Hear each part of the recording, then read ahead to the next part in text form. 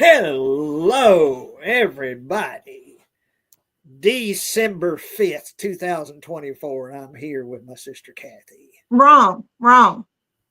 December the 5th, 2025. Yeah, that's right, 2025. My God, yes, 2025. I haven't written a check yet. I write very few checks, but I got to keep that in mind because when I pay my water bill, I send that by a check. So, but I've already paid my water bill. So, uh, um, yeah, 2025. That is absolutely right. Uh, I'm going to turn some more light on. it's 2025, and we're about to inaugurate Donald Trump back in office. And it's wintertime. And finally, it's getting cold in Texas today. A cold front, what they call an artic front, is moving in. And for like 5 days, beginning tomorrow, Monday, it's going to be in the low 40s. So Colder than well digger's ass. for the daytime highs, and in the 20s and teens overnight. So yeah, it's going to get properly cold. And I'm going to get comfortable. let's see, got Acres of Movies says hello and thanks. And Greg Brewer, that's the first time I'm seeing you. Hi, all. Hope all is well. Hi, Greg. And Acres, let me tell you, Acres, I will read your stuff, and I certainly appreciate you commenting. You have great comments, but I'm going to sort of be a little more picky today because I'm really nearsighted. And in order for me to read what you write, I got to get right up to the screen.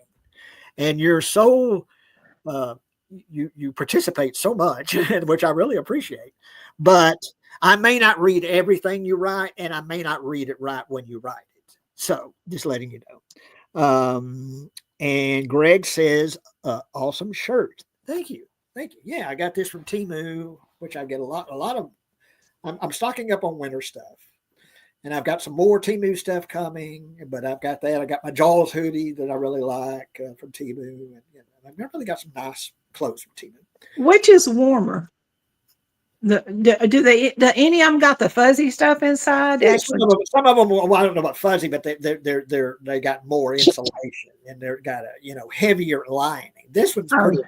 This is This is just something you could wear out 60s and 70s. Yeah, but it's pretty warm here in the house. It's in the 70s here in the house right now. Well, I was thinking the Jaws one just looked heavier. You know what I mean? It is heavy. Yeah, it's heavier and more insulated and more for colder weather. But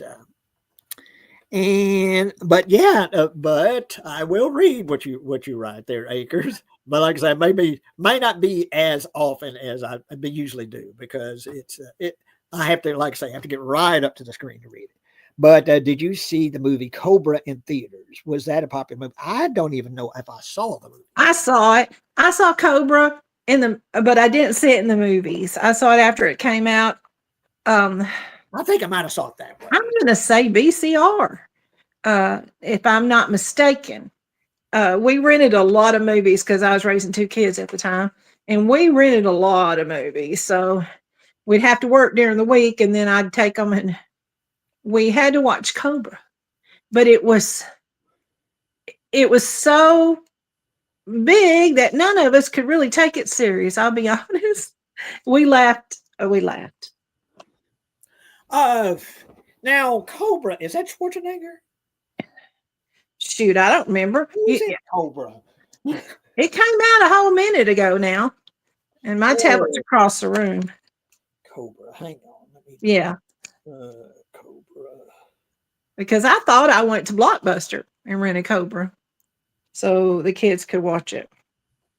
Hang on. 1986. No, it's directed by George P. Cosmatos and is written by Sylvester. It's Stallone. Sylvester Stallone. That's it. Okay, now I'm catching up. And it was 80. It's been forever and a day. 87, 86. 86. Yeah, my daughter was 3. And so I guess that's probably why she wasn't really taking any of it in. But my son was 7 and he wanted to see it real bad. So I went and rented it and brought it home and we watched it. Yeah. I have seen it. It's been a long time since I've seen it, but I have seen Coco. And but oh, what you got there? That's Grogu. Grogu. He's got a name, and I forget what his name I'm is. telling you, it's Grogu. Grogu. Grogu. Yeah. Baby, or what they called Baby Yoda. From the Mandalorian. And I love the Mandalorian, and I never miss an episode. There. And then I loved the adventures that series went on with Baby Grogu. Yeah, I like the Mandalorian. I don't know if I may mean to do some catching up with the Mandalorian, but I do like him. How dare you?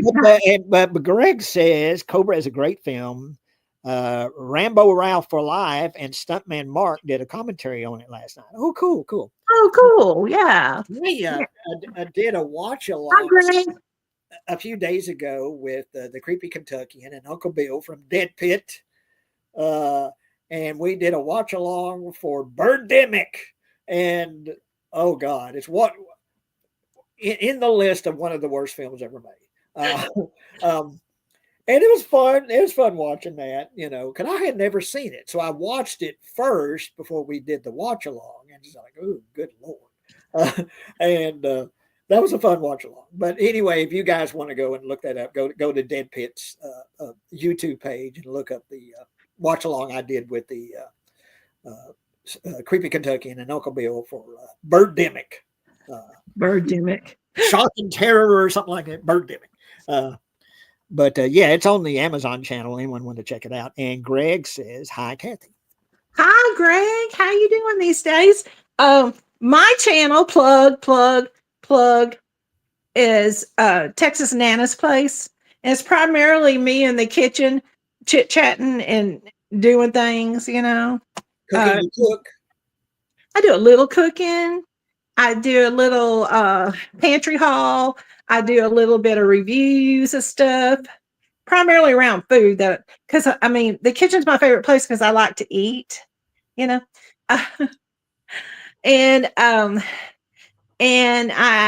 really happy about how my little channel is growing. It's growing. It'll never be monetized. I just did it for fun, and I'm gonna try to put out a couple of videos a month. Not too much. When I first started, I put out way too much. But somebody sent me a ghost story. I do ghost stories if they're first person, the person that had the experience. And there's a couple. Mine is on there, and another lady's is on there that got a lot of reviews. People really liked it. And I'm about to do another one for long. When people send me these, I've gotten several, but some of them are so far out there. I don't know, right? This happened to me at this time, and here's what happened. And so I'm excited to do this one because this one, I think y'all are going to enjoy it. And have you put it up already, or is it something you're going to do? I haven't even videoed it yet. Oh, you haven't done it yet. Okay. I buy myself one toy a Christmas. So when I was buying toys for the kids, I bought me this. It's a candy dispenser. But when I pushed the button and he started talking, I'm like, yep, that's my toy for the year. Well, Akers wants to know, what is the best comedy that takes place in a tropical area? Have you seen Club Paradise? I don't know if I've seen Club Paradise. I like Club Paradise. I liked it. Comedy that takes place in a tropical location. Comedy. What was that movie that John Candy made? Vacation. Huh? Vacation. Well, Vacation, but that didn't take place in the tropical. It's Well, John, it's at the beach, no, ass no, butt. it's John Candy. I called him an ass butt. Yeah, he's club here. What is it? Well, John Candy broke his leg and got him he got a swimming pool, little kid swimming pool. He put his leg and his wife and the kids were off yachting with this rich, good looking man, friend of theirs. And he's sitting there looking at the ocean. So yes, it is. And it's a comedy. But hang on. The Great Outdoors. Great Outdoors. Was that tropical or at a with Dan Aykroyd? It's John Candy and Dan Aykroyd. And doesn't that take place on a tropical location? But anyway, that's really funny. And anything with John Candy, he's one of my favorites. So anything with John Candy. But yeah, The Great Outdoors. I'm going to say that. Wasn't that around a lake with canoes and stuff? I don't know. I've never seen it. And Greg says Summer Rental. Summer Rental. That's it, Greg. That's why I keep calling Vacation. Thank you for helping me. John Candy is in Vacation, but yeah. And well, maybe that is what I'm thinking of. Akers wants to know, who do you prefer, Patrick Swayze or Kurt Russell? Kurt Russell all day long. Kurt Russell, he's my man. The Thing is my favorite horror film, and Escape from New York. And didn't he do Escape from LA as well? Yeah, he did Escape from LA, which is fun, but I like that one too. I like that one better. It's fun. I went to the theater and saw that, but yeah. But yeah, Kurt Russell, yeah. And he as a child, he did Disney movies, and I watched a lot of them growing up. Watching, Kurt Russell, watched him grow up and do great stuff. He did the Elvis film that John Carpenter directed. Kurt Russell. I like Patrick Swayze, but Kurt Russell is one of my all-time favorite actors, period. So, Kurt Russell. So, Kathy, what is going on with you lately? I got my T-shirt on, girl with the pearl earring, and every time I wear it, if I go to the store, sometimes I'll wear it. Like if I got to go up to Aldi's and get a few groceries or whatnot, and people will say, "Oh, I love your shirt. Where'd you get it?" I don't know. It was a hand-me-down from my daughter. I don't know, but it's real comfortable, real soft. I have no clue where it's from. And then I have people going, "Oh, that's so nice. Do you know her?" This was a painting that was done in either 1700s, I think, might have been before then. So I'm like, no, it's from a famous painting, and I keep moving. Well, I tell them, and there's been a movie made, The Girl with a Pearl Earring. She modeled for this pervert who painted it. But anyway, it's just one of those, I don't wear it to be a conversation piece.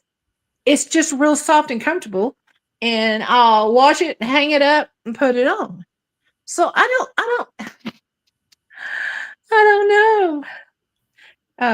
But speaking of Kurt Russell, Greg says Big Trouble in Little China is my favorite. I really like Big Trouble in Little China. But once is that the one where they John Carpenter? No, it's not the one. I never mind. But it's I really like Big Trouble in Little China. It's a lot of fun. But has anybody heard the story of me sleeping in your yard and nearly getting eaten by the mountain lion? I don't think you told that story yet. That was fair. That was just 3 or 4 years ago.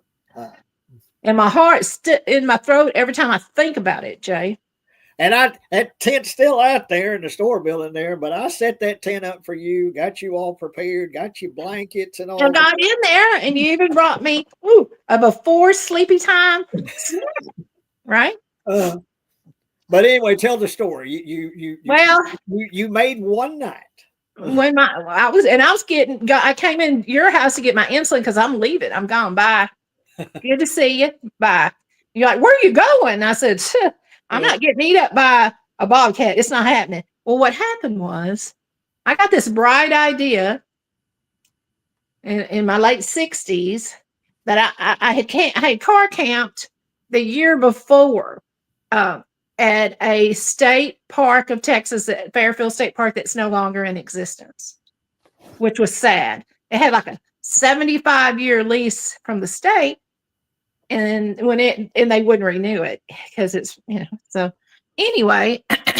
Sorry, so what happened was I went to Academy and I said, I'm gonna get me a tent. Yeah. And I'm gonna get me some stuff, chairs and stuff, and I'm gonna go camping. And I thought, where can I camp free? Right. And I had my little car. So I called my brother. I said, Jay, I'm gonna come down there and camp in your yard. He said, well, it's out here. Come on. So I went down there, and Jay set up the tent, helped me get all cozy, snuggle in that night. And I crawled in there, and I was laying there, and all of a sudden I hear his cat scramble under the house. He's got a few cats. And I thought, wonder what that is. And I'm laying there, and I hear heavy. I'm talking this bobcat had to be 70 to 100 pounds. It was a big bobcat, y'all. How do I know? I didn't see it. But how do I know? When you can hear something walking by you and you hear each step. Now, there's some weight to that cat. And you don't think it could have been like a raccoon? Or raccoons ain't that heavy, Jay Carlton. Oh my God, no, it was a bobcat.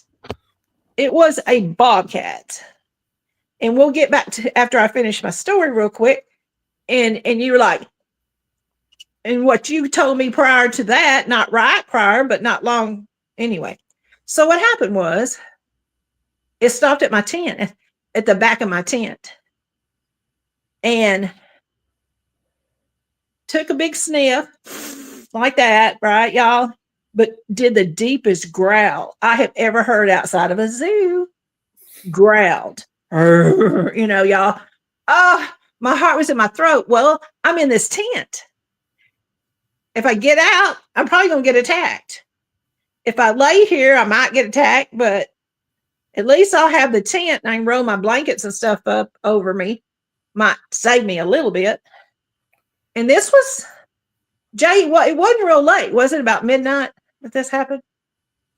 I don't remember. I remember you telling me about it, but I don't. Yeah. Well, I was banging on your door if you didn't answer it because I was coming in there to get my insulin to get in my car and leave. Well, what happened was, and then it just walked on by, but no, it wasn't a raccoon unless you got 70, 80 pound raccoons around there. But, and then the pieces started fitting together from the stories Joe told me a while back. He said, every now and then, Kathy, I'll find one of my little cats just tore to pieces. It was a bobcat coming in your yard. Now, I ain't lying. I've been living long enough to know what a bobcat is. And when it growled, I watched enough nature movies and research shows to know that was a bobcat. It really was.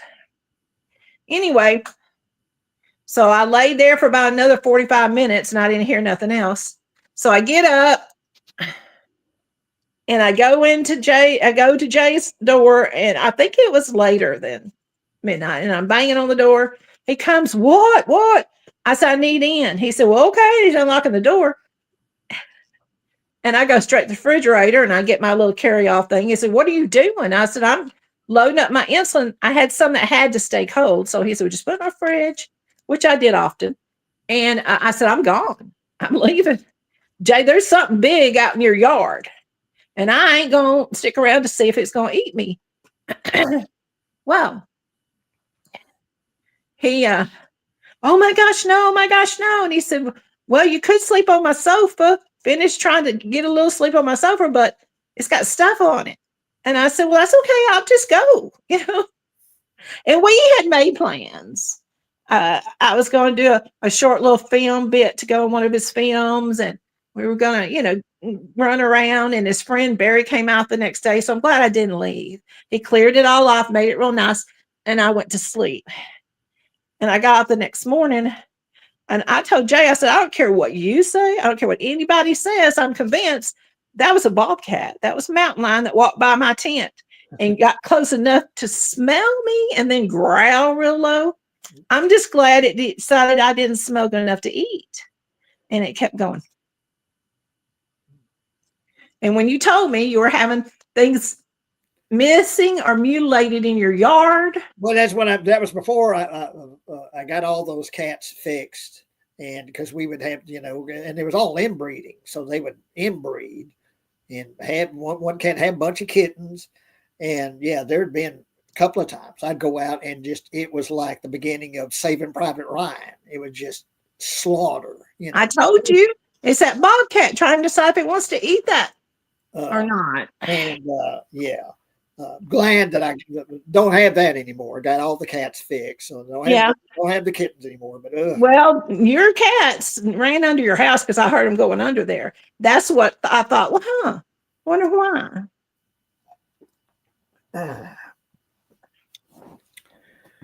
And I never camped in Jay's yard again. Well, the tent's still there. And Akers wants to know, what is the best thriller from the 90s? Unlawful Entry, Hand That Rocks the Cradle, Basic Instinct. All three of those films I think are just okay. I don't think any of them are great. See, and then I agree to disagree. Yeah. My favorite one was Hand That Rocks the Cradle. I do like Hand That Rocks the Cradle. Because here's the reason why I say that. My hair is sticking all up. I need a haircut, but I don't want to spend the $30 to go do it. Well, anyway, you get it done. What happens is, at that time, there wasn't very many Nanny's Gone Crazy movies out. In fact, that might have been the first of its kind. Now, there might have been some on Lifetime, but they were tame. This wasn't tame, And so that's why it struck a chord with me, and I liked it, and I still like that movie. I think it stands alone. It's real good. Well, I do like it, but and I pulled it up, 90s thrillers here, and Misery. Of course. Yeah, well, of course, Rob Reiner, James Caan, Kathy Bates. She won the Oscar for that. A Simple Plan, which I love. A Simple Plan, showing that Sam Raimi can do something beyond the Evil Dead films, and showing he's just a really good director. What? But anyway, Bill Paxton, Billy Bob Thornton. Billy Bob Thornton should have won an Oscar for that, I think. I love A Simple Plan. I love it. Wait a minute. Don't leave and keep going scrolling. And A Simple Plan. Is that the one with Billy Bob Thornton where he has to kill Dwight Lee Yoakam? Well, there's a plane crash and full of drug money, and the pilot's dead, and it's Bill Paxton and Billy Bob Thornton's his brother, and Billy Bob Thornton plays kind of a slow, he's not retarded, but he's kind of slow-witted kind of brother, and he's got a friend that he hangs around with, and they find this drug money. It's like millions of dollars or something like that, or close to $1 million or something. And they decide, well, they're going to say, they're not going to say that they found the money. They're going to split the money, but they're going to keep it for a while. Then eventually they're going to split it, and of course the plane is found, and they're questioned about it and all that. And so they lie and say, well, yeah, they saw a plane, or, that's good. I forget what all the details are, but anyway. And of course, greed starts to rear its head, and, and it just gets worse and worse and worse. And what's the movie's title, A Simple Plan, is not a simple plan. Yeah. Because of greed. And that's what it is. It's about greed taking over. And these three guys, Bill Paxton and Billy Bob Thornton and this other Billy Bob Thornton's friend, and then it just gets worse and worse and worse. But it's really good. It's kind of a riff kind of on the Treasure of the Sierra Madre it's Yeah. kind of a similar story, Um, but yeah, but yeah, and I'm going to go with The Simple Plan as my favorite '90s thriller. There's a lot of good ones, but I'm going to go with that. Back in the day, Misery might be number two, but yeah, I love Misery. In fact, I watched it not long ago. I got on Kool-Aid Man socks. That's just an FYI. It's important. And let me catch up here. Electric Entertainment Podcast says Misery is a great '90s thriller. Oh yeah, um, and all of them are great. Uh, and Greg says greed and trust and betrayal. Yeah, There you go. simple And plan. a lot of times when in these movies, the theme is when you get hold of all this money, whether it's a heist or whatever, don't spend any. Don't go spending because that's going to put eyes on you. And usually one of the crew can't handle it. They're going to pull up in Lamborghini or something. But I But watched. one of my favorite Billy Bob Thornton performances is in that film. Well, And yeah. but Akers says Hand is great, thanks. The Ernie Hudson role has been changed for the remake. No longer a handyman assigned by a special needs helper organization, is now played by white actor Martin Starr. I've never seen the. I didn't I, even know there was a remake. uh, I didn't either. and the main roles are being played by Micah Monroe from It Follows and Longlegs and Mary Elizabeth Winstead from Scott Pilgrim movie and many other movies. I'd like to see it, but always love 92 one. Yeah. Yeah, I didn't know. So it's a new one, the Hand of Rocks Creek? Uh, I Yeah, didn't, I don't. hadn't heard about that. I just watched the first one and I wouldn't watch a remake. I'll tell you what I did see here, and I told Kathy she needs to see this film, uh, and that is The Substance with Demi Moore. Uh, if you have not seen The Substance, then you need to see The Substance. It's all there's probably some other like Netflix. I don't know if Netflix. It's a rental. It's not on Netflix. I looked it up right after you and I talked But anyway, about it. I watched it on the Amazon channel as a rental. Right. And it was I think that's one of the only places you can six rent it. $6 and change to rent it because it was a movie. 3 or 4 months ago it came out. But anyway, Demi Moore and The Substance. And if you're a fan of David Cronenberg's body horror films, that he did, particularly his earlier stuff, well, then you've got to see The Substance. And I won't spoil anything just to tell you that you will see things that will have you sort of turning your head and like, oh, good God.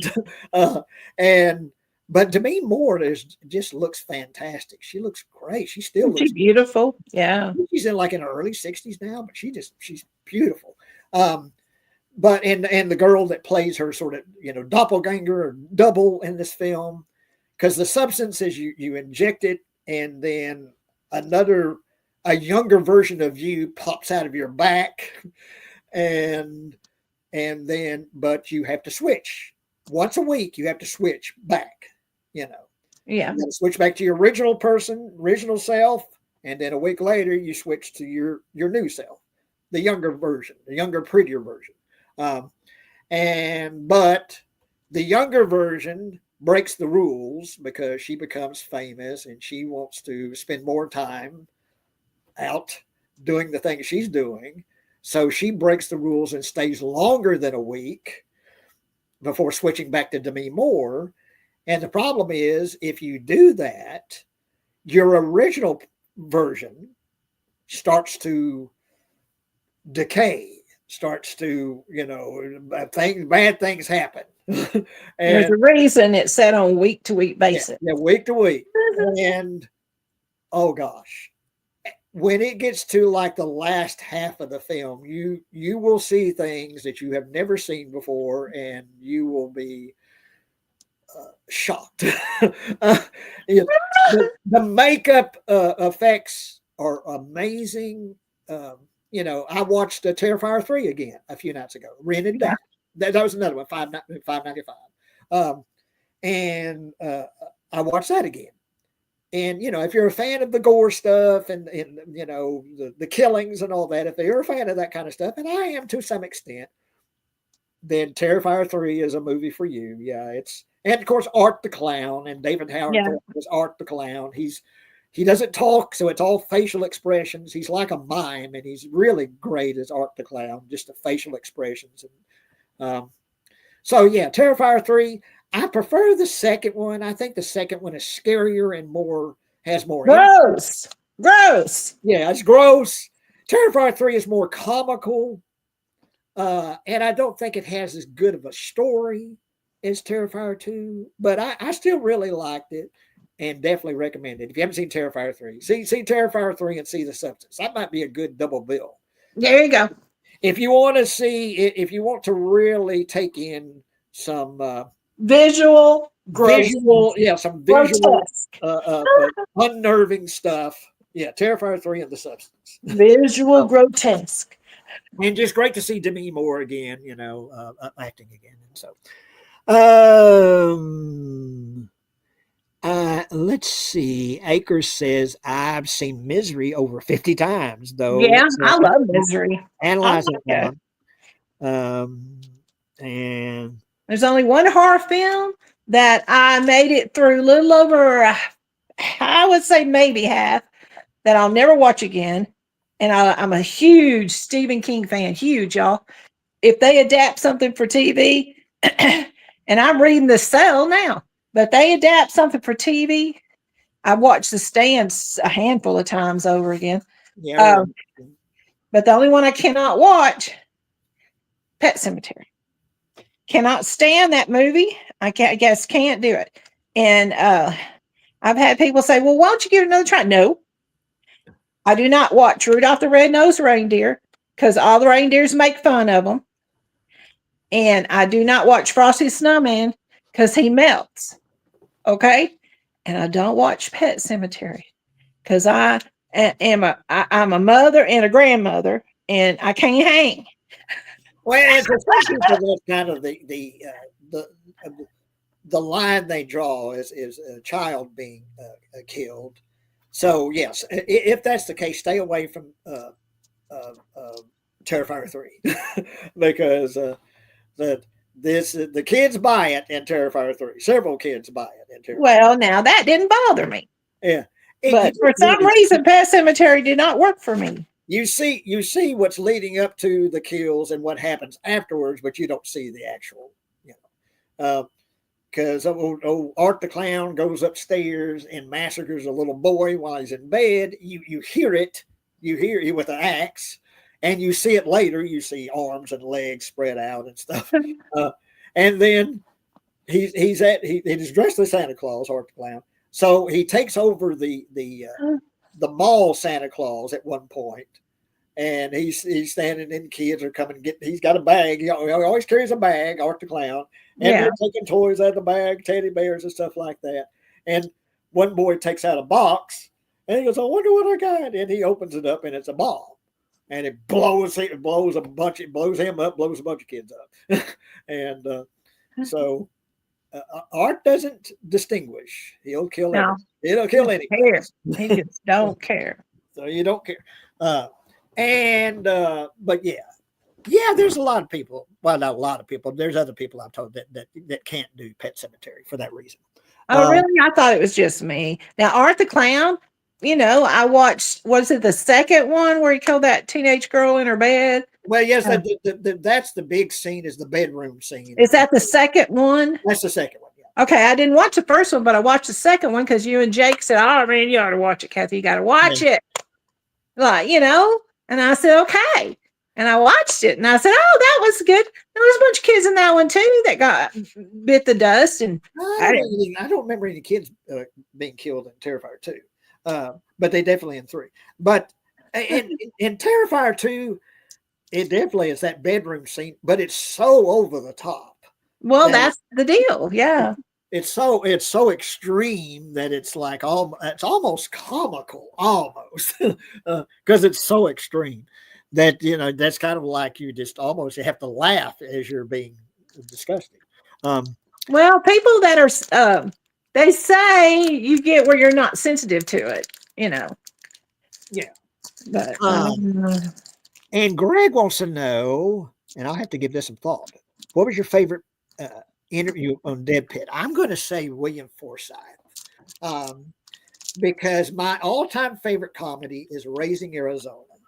Uh, and William Forsythe and John Goodman in Raising Arizona are two of the funniest duos, I guess you would say, to me in movie history. I mean, I love them together in that film. I love the whole movie, Nick Cage and Holly Hunter, and oh gosh.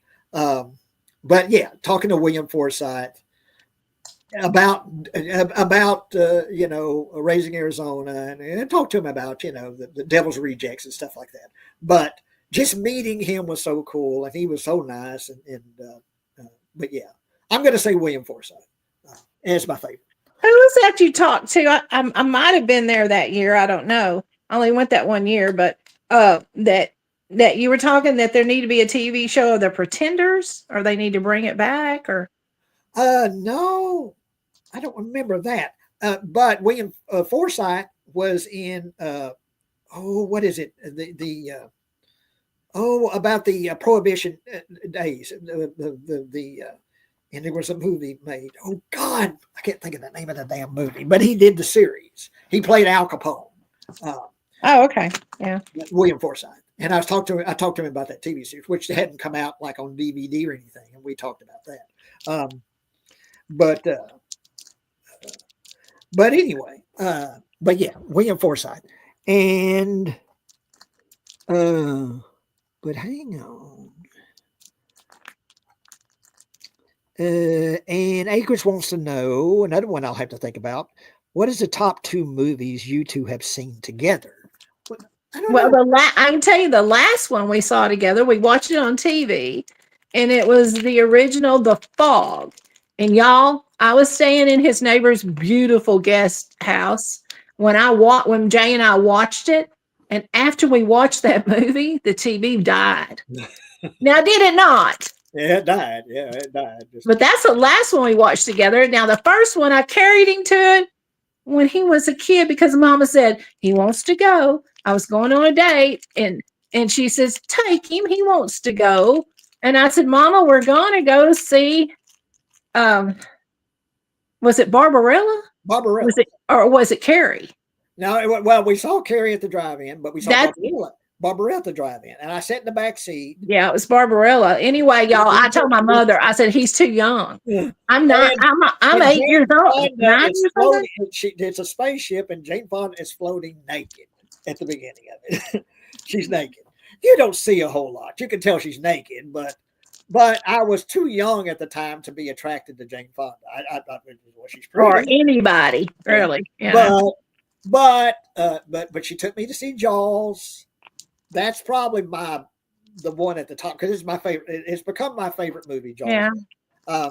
And to go see Jaws in 1975 at Mahia Theater with a packed audience and with Is that the one that Susan and I took you to? I think it was Susan. And we put you in the middle. Yeah. Morgan McBride, my friend. Morgan, yeah. Went to go see Jaws.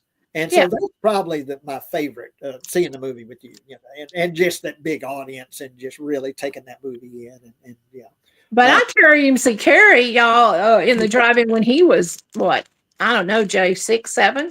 Yeah, well, no. When did Carrie come out? I don't know. 74, 75, someone tell me. No. Then I was, that I graduated in 75. You were living in Fort Worth in this little trailer. Right. And yeah, you took me to the drive-in to see Carrie. That's another one because that's another. Yeah. I love Carrie. I love the movie. And yeah. But anyway. Piper Laurie. I love Piper Laurie in that film. And just then I was moved off away from Jay raising kids, y'all. So we didn't go see a lot of movies together. Him and Barry, his best friend Barry, and his friend Mark, they went and saw the majority of the movies that Jay saw because I wasn't anywhere near him to go watch movies. Let's see what Acre says. Demi Moore calls you both. She says, my career has reignited again. Woohoo! Guess what? Bruce Willis is secretly okay. What movie should we make together as his comeback? Comedy, thriller, etc. Well, poor Bruce Willis is dealing with it's a form of dementia. It's called frontal dementia. Yeah, and it's pitiful because one of the the great He one of was good. the best actors, some of the greatest films. I love Unbreakable and of course Sixth Sense and whatever. But if he was still okay and still doing it, I want to see him do. I would want to see him do a comedy, because I got to get tired of the Die Hard stuff. That I really enjoyed the first two films, but then the more he did, I started to get tired of the Die Hard stuff Yeah. and the action films. I would want him to do another comedy because he was great at comedies in early in his career. Yeah, I loved watching his series Moonstruck. And He had a dry sense of humor. do William Forsythe and John Goodman still interact? They made a great duo. I don't know if they still interact, but and cool. I didn't know you two for friends for that long. Who are you talking about, Greg? Me and Jay. Greg Jay is my baby brother. And there's only two of us. It's just me and Jay. I don't know if that's what he means, but I don't know either. I'm just saying, just in case you might. Sometimes people don't know, Jay. Sometimes they don't know. Yeah, he says so. Okay. Yeah, so I was born in 56, and then Jay was born in 65. Yeah, 56. And I was 9 when he was born, and he was my baby till he was about 4. And then I said, "Can we take him back?" Because I was a teenager. And he was this little irritating little kid. And so when I was 17, I moved out anyway, moved in with my best friend and graduated high school and everything. And then I came back to mom and dad's. I had a difficult pregnancy with the first one. And so I moved in with mom and dad. Well, Jay got home from college. High school. You and Barry were there. Right? It's a year Barry lived with us. Mom and dad, and I came home. Anyway, so we have not lived geographically close together on and off for many years. But yeah, that's my little brother. People that knew us when Jay was coming up called him JJ. Yeah, I was JJ. I grew up as JJ.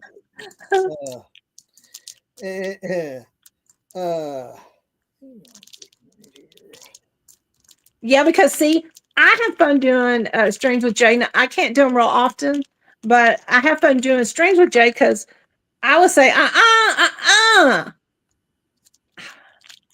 caca, or I'll tell him my turn. I have something I want to share with everybody. You ready? Uh-huh. I watch a lot of TV. In fact, I just finished watching on Netflix Hitman. If you hadn't seen it, you gotta watch it. It's cool. I was messing around on YouTube a couple of weeks ago, and I found people have taken the Ring videos, right, from their doorbells, and they came out. I can't remember who did it, but it's a series of Ring doorbell, and it's called Doorbell News. And y'all, it's fascinating. Now, I won't watch the grass grow. I won't sit outside and just watch the grass grow. That didn't fascinate me. But this was really good. These were really cool, And so if you mess around, you're just bored for a few minutes, go to YouTube and look up Doorbell News. Oh, I haven't seen that. So yeah, I hadn't either. I just ran across it the other day. I like to watch the airport security videos where they try to find the smugglers and they catch them and stuff. I like to watch that. So I watch stuff like that. And talk about what Excel says here.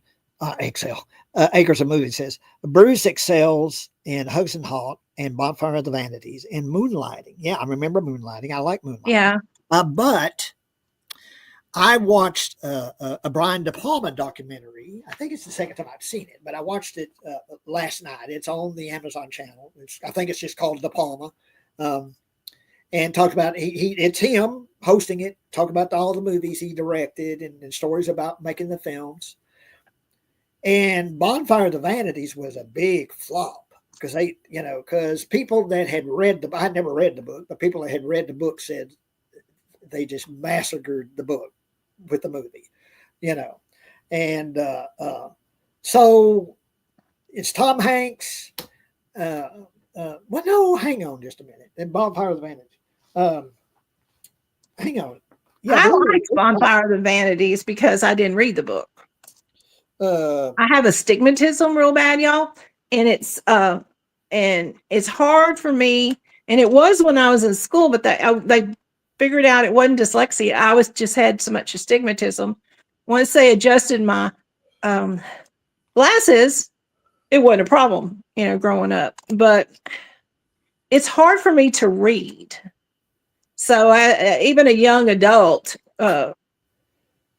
trying to get some college courses done, I would read it and put a magnifier on my page, and people said, "You can't see." I said, "I can, but if it's not magnified, it was hard for me to read it enough to comprehend." But here's how I learned stuff, y'all. If it's stuff I really need to know, I have to write it, right? I have to rewrite what I'm trying to learn. The only thing I can get by with is on Texas Nana's Place. I look me up on YouTube, and if you're not following me, follow me, because this month I'm giving away an Amazon gift card. And it's code. I always say card, right? No, it's a code. So I can just send you the code, right? At the end of the month. I'm giving one of those away this month. And I just I put it, I just put the number in a random draw, and whoever it lands on, I look it up on my computer and I send you a message. So if you'd like to be in on that, follow Texas Nana's Place. But I usually try to keep my videos 20 minutes or under. But I'm about to share a new ghost story that was sent to me, first person experience. But mostly I'm just in the kitchen chatting, talking about stuff, right? But then I have a question that's unrelated to anything at all, because my mind's random thoughts. That's just the way I work. It's the way I roll. Jay, do you use a hug pillow when you sleep? I did. Growing up, I always had a hugging pillow. That's what I call it, hugging pillow. And I still do. I still have a hugging pillow. I sure do. You started that, right? I don't so much hug it these days. I used to. When growing up, I hugged it. But these days, I just have it sort of pressed against my chest, because I'm a side sleeper. I sleep on my side, and I have a little pillow that's kind of pressed against my chest. And I can't sleep without one. Cannot sleep without one. Here's mine. Hug pillow. Yeah, got the little beads in it, Our Father. You'd hear him go down the hall and get ready for bed and go to bed, and then you'd hear, wait a minute. Somebody's got my hug pillow. Well, no, hugging pillow. Well, he called it hug pillow. I want my hug pillow. So anyway. But anyway. I was just curious. Yeah, I still have a hugging pillow. Oh, yep. Yeah. Yeah. I always have that. Let's see. I'm not sure if I'm understanding what you're saying here, Akers. Oscars battle off. Only one chap can keep their Oscar. Dustin Hoffman for Rain Man versus Jeffrey Rush for Shine. Who should keep their Oscar? Dustin, because of his. I'll let Dustin keep his. Yeah, because of his skill to work, if nothing else. Yeah. Uh-oh. Yeah. Dustin and Al Pacino. Yeah. It's very few people can even touch their talent. Yeah. Maybe Jack Nicholson. Rain Man, because I still hear him. Yeah. And he played it so well. I'm an excellent driver. Yeah. Yeah. Only can get his only Walmart. Kmart could get his underwear, so he'd be in trouble now, wouldn't he? Oh, where you at? Crap. And what was the TV show he had to watch? Oh shit! It was the where you go and get judged, and it's uh, People's Court. Yeah, Wapner. Yeah, got to watch Wapner. Yeah. Time for Wapner. Judge Wapner, People's Court. Got to watch People's Court. But yeah. Dustin. Bonfire of the Vanities is a good movie. The critics had an agenda to bash it, and De Palma has always caved on that one to get people back on his side. Once they flopped, they forgave Scarface, etc. Yeah, I watched Scarface here recently. Of course, De Palma directed that. Al Pacino, Say Hello to My Little Friend. And De Palma, when talking about Bonfire of Vanities, he says, here's how you do it. Don't read the book and you'll like the movie. Thank you. He says, if you read the book, you're going to hate the movie. But he says he thinks the movie is pretty good if you haven't read the book. It stands alone. Yeah, he thinks as a standalone film, it works okay. But he admits it's a terrible book adaptation. And he says a lot of that is not his fault. It was the studios and all that. And, casting Tom Hanks, because I love Tom Hanks, but it says he was miscast. It shouldn't have been Tom Hanks. It should have been another actor playing that role. But anyway, he says, you'll like the movie if you haven't read the book. That's what De Palma said. So, Greg says, Scent of a Woman is my favorite Al Pacino film. What a performance. Yeah, there were so many, and of course, Godfather, the two Godfather films, Godfather 3 also, but particularly the Godfather 1 and 2. But Scent of a Woman, and was it De Palma also directed him in Carlito's Way, which I haven't seen that in a long time. I need to revisit Carlito's Way. But yeah, he made a lot of great films. And of course, Scarface, Al Pacino. And Aker says, if and when I talk to De Palma, I'll look forward to a more honest conversation with that chap. I don't buy what he says about Bonfire or what the journalist of the Times said. Dustin Hoffman calls you and says, thanks very much, and I'm happy to retain my Oscar. I thank you for appreciating my work. You're welcome. You're welcome. I hadn't heard from Dustin Hoffman in a while. There was some controversy about this woman, kind of like this whole, Me Too movement and all that he was. You mean whole, WHOLE, not HOE? Yeah, that he was inappropriate with a woman or something like that, made advances on her or something. I don't know what the actual allegations were, but I'm gonna be honest. Let's be honest real quick. Let's be honest. It wasn't just famous people. It wasn't just in Hollywood. Everywhere in the United States, men in the, well, if you ever watch Mad Men, there's some of it, 50s, 60s, 70s. I grew up in the 70s. In the workplace, you wanted to check, it was pro quo. If they wanted to walk by and tap you on the butt, you kept your mouth shut if you wanted to jog. If they wanted to walk by, grab a side pinch of a boob, they did. And there's not a dang thing you could do about it. That was the culture in work environments. I was lucky that I worked in a couple of different offices that were corporate owned, and the majority of them were run by women. So I didn't have to experience much of that. But my dad's best friend, we used to go over to their house when we were 12, 13 years old. And you got to hug Hugh goodbye. And he grabbed handsfuls of titties of us young girls. But out of respect, you had to hug the adult if your parent told you to do it. And so my best friend, because Tuesday was steak night over at Hughes and Groesbeck. So we'd go over there, and Charlotte, the wife, and we'd go over there and eat. right?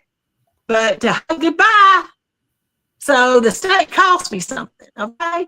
And you think when you're done that way, you'll just you grow out of it, you'll forget about it. I'm 68, I'll never forget that old bastard, y'all.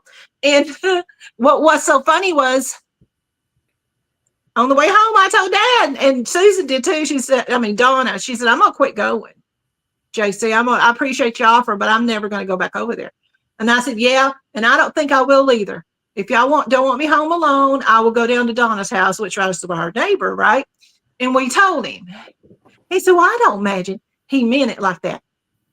And my dad was a very big advocate. You don't touch my daughter. You don't curse around my daughter. And you better show respect around my daughter. But he let that slide. Of course, Donna never went back. And every time they'd go, I go to Donna's. Because, at 12, 13, you're just sick and tired of being molested by an old man and having to do it.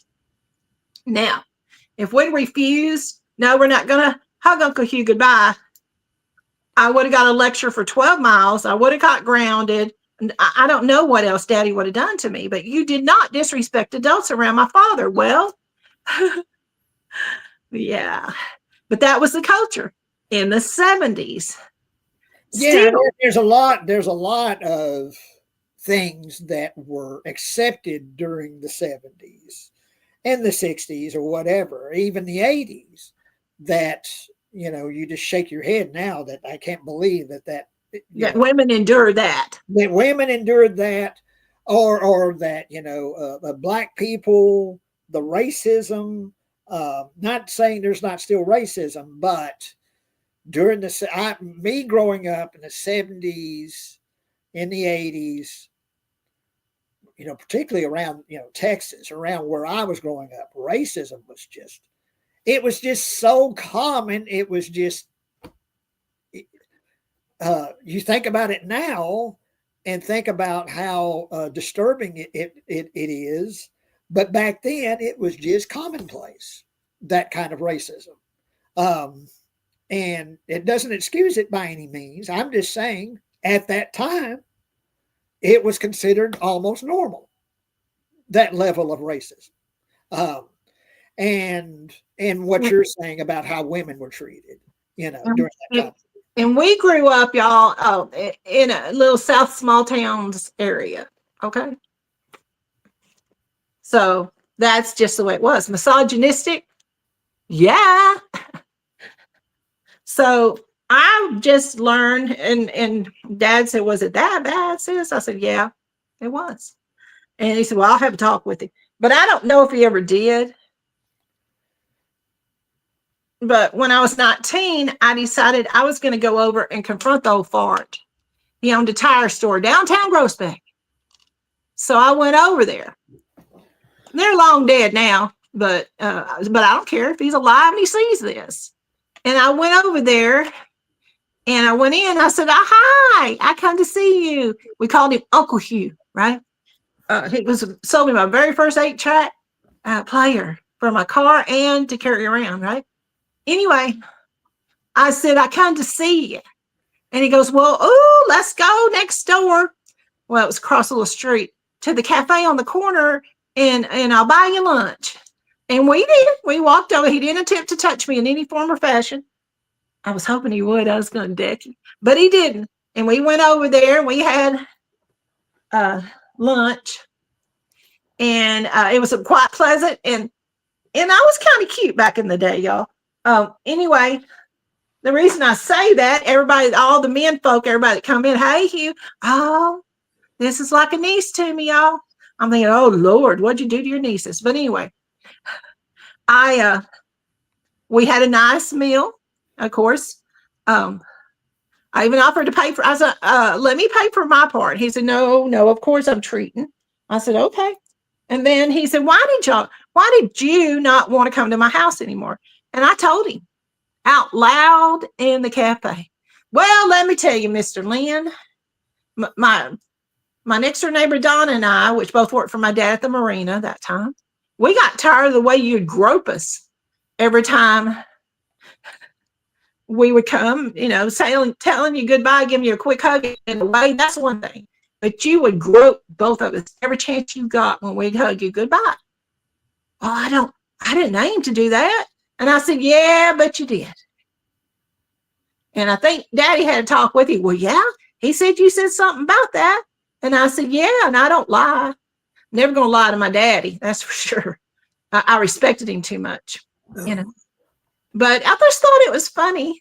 I had a chance at 19 to drive my own car over there and talk to the old man and tell him why, Well, I remember we had on Halloween Day of 1974, we had a big storm and the lake flooded, and it flooded our house, our White House down there.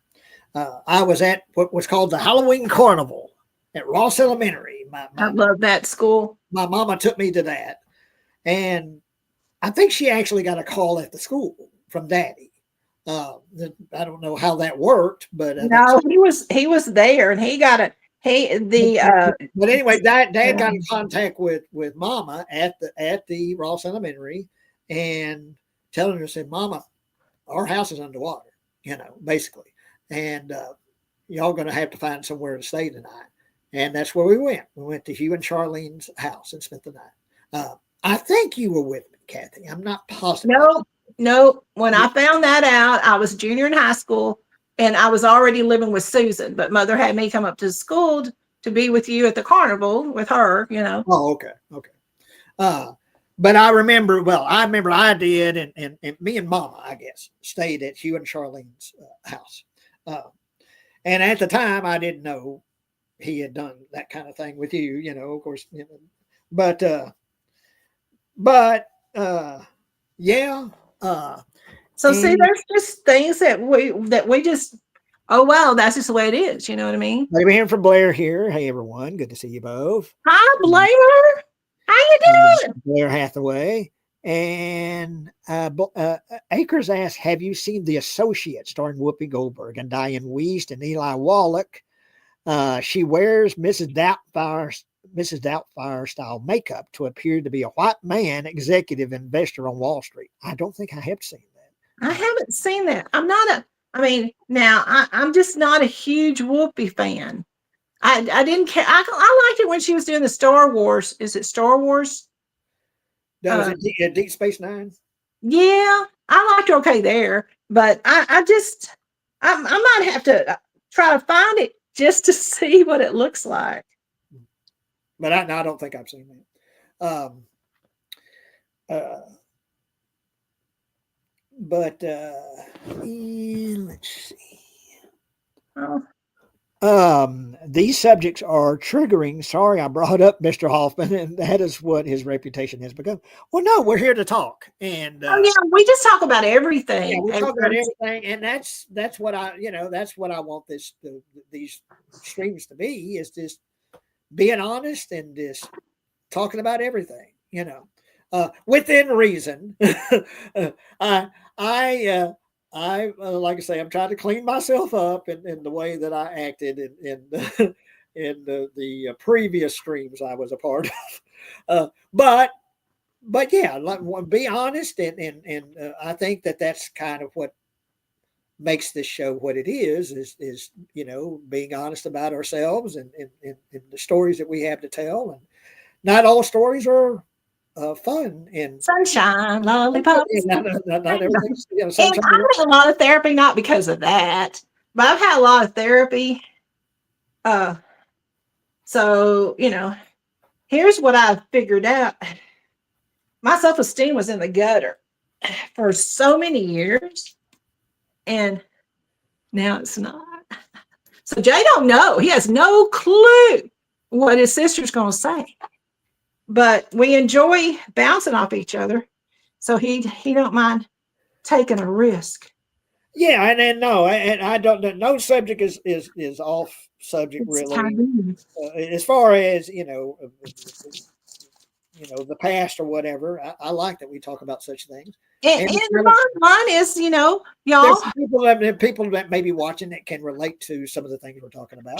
And to when they say, "Oh, leave the past in the past," bullshit.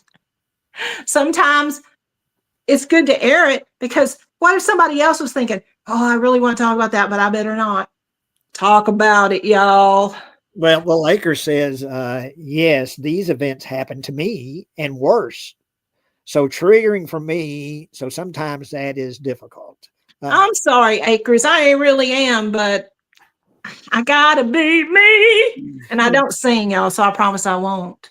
But I'm sorry. I really am sorry, because never want to trigger nobody. That's never our intent. It's just personal things that Jay and I talk about. It's personal. You know what I mean? And I don't center myself when I come to my visit. I call it a visit with my brother. We Well, don't. also, and like I say, there's some people that watch this that I don't know so much if it triggers anything, but there's some things that they can probably relate to, some subject matter. There you go. Yeah. Whether it be happy or not so happy, or difficult things or whatever. That it shows that we're all human and we all have stories to tell, and we all have things we've dealt with, and in a lot of cases we can relate to each other with the things that we've dealt with, different things we've endured in our lives. Yeah. So Good, bad, or ugly. yeah. My attitude is I'm going to try to eat more of the Mediterranean diet this year, and I'll probably fail big time. What exactly is Mediterranean diet? What It's kind of food is that? Well, that's plant-based more. But see, here's what's so sad about it. I get on a kick of wanting fresh spinach, and it's out there calling listeria, and I have to. Is the one in my refrigerator that, and I can't. I live on fixed income, and I don't like throwing away food that I've gone to the supermarket and purchased. But I've had food poisoning twice. I ain't going there again. So, but it's basically at least 15 grams per serving of veggies, fish or fish protein, healthy fats and produce like whole grains and beans. I like beans. So, like the way Greeks eat. All those cool different kind of cheeses and cauliflower and veggie packs. I'm just so lazy that most of the food I eat goes in the air fryer or the microwave. I really like fresh spinach, whenever the few times I'm able to go to Subway, I always have them pile a lot of spinach on it. Yeah. And, but my problem is I'm lazy. So it's a lot of air fried foods and microwave stuff and things like that. Do you eat tofu?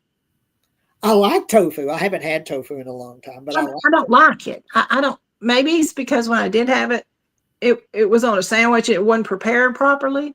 But the way I like tofu is diced up into like cubes and stir fried and kind of browned, toasted. Oh, I might get some and try it. But mixed with something, mixed with like broccoli. Well, you got to give something, or cauliflower and broccoli. Broccoli, maybe some diced chicken, and mixed in with the tofu. But I like tofu. But I like to toast it. Yeah. I don't like it raw or whatever. But yeah. And sorry, I wasn't trying to turn the channel into a food channel. That's what I do. And do you two like Stallone more than Schwarzenegger?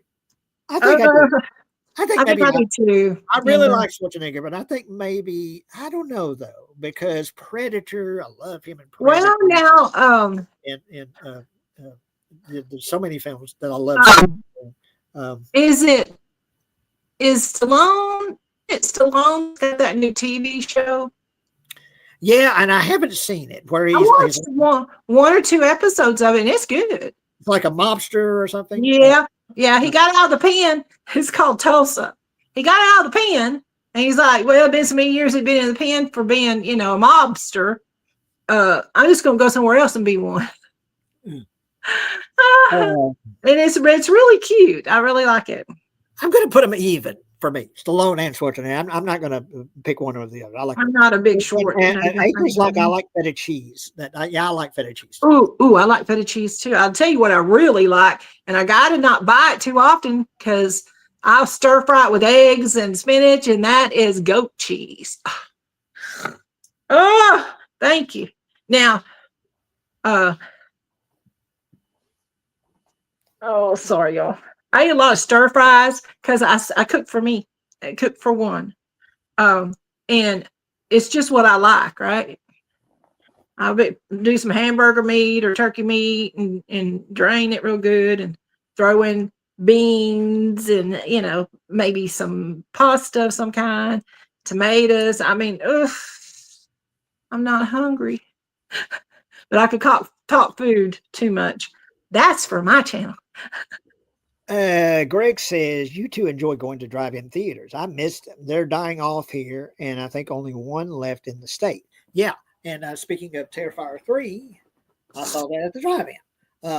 It's once again, I forget the name of the town. It's 40, 50 miles away. But anyway, it was so cool seeing a Terrifier 3 at the drive-in. First time I've been in a drive-in in like 30 years or more. But yeah, it's still there, that drive-in. But I'd like to go back. But yeah, the drive-ins were well. One thing about it, y'all, in Texas, they're starting to bring back some drive-ins. I always wanted one of those drive-in speakers because it hung on a lot of doors when I was courting, dating back the 70s. I always wanted one of those. Kathy, she wants to know, Kathy, do you prefer Tom Cruise or Michael Caine? Well, Michael Caine. Again, his range. And people talk about how good looking Tom Cruise still is. Well, now, I like the Mission Impossible movies, all of them, right? And I like the Top Gun ones. I like Maverick. I watched that when it came out. But I love Michael Caine's accent. I love that he can play serious or comical, or, his range is, anybody that's originally starts out as a stage actor in the theaters, Shakespeare in the Park, things like that. It just seems like they are just better actors in general. Yeah. That's just my opinion. That's my opinion for what it's worth. Okay. And Mystical said, Jay, I just watched your Zelvius clip. You treacherous bitch. And that was, I didn't know that was still up. I started to say, wow, did you find that? That was Highway of Death, which that movie didn't get made. We shot a lot of it, but, and it was Mark, and then he started to get sick, and then he passed away. Yeah, that was sad. But Highway of Death fell apart. But yeah, why didn't you keep it? Just at least shelve it till later. It like I say, that was just a lot of things involved with it. Just bad juju. There you go. Bad juju. I've been there. Yeah. Like the story, like the script. Had fun playing the characters, Elvis, and that heavy makeup mask I wore and all that. But yeah, it just wasn't going to happen. Well, I tell you what, every now and then I'll have to pull back up. I have to do it on my computer because I can't get to it on my phone. But that radio series you did, Jay, is so good. Yeah, y'all can go to archive.org, and look up Chet Cheddar's Tales from the Morgue. And that's a free downloads there. That series that Mark and I did for National Public Radio. And that was mega years ago. But yeah, nearly 40 years. Kathy, the whole chap of glasses at the dispensary in Tulsa King is the new Ernie Hudson in The Hand That Rocks the Cradle remake. I agree. Acres 100%. Yeah. I recall seeing European Vacation at the drive-in. Also Hustle and Flow and Batman Begins and The Boy. And Blair, question for Jay and Kathy. What's your favorite memory of seeing a movie with each other? My brother and I drank a pint of whiskey and watched The Hangover together. Well, we talked about that. We've been seeing the two memories probably are the best seeing a movie together was Jaws and Carrie. Yeah. Carrie.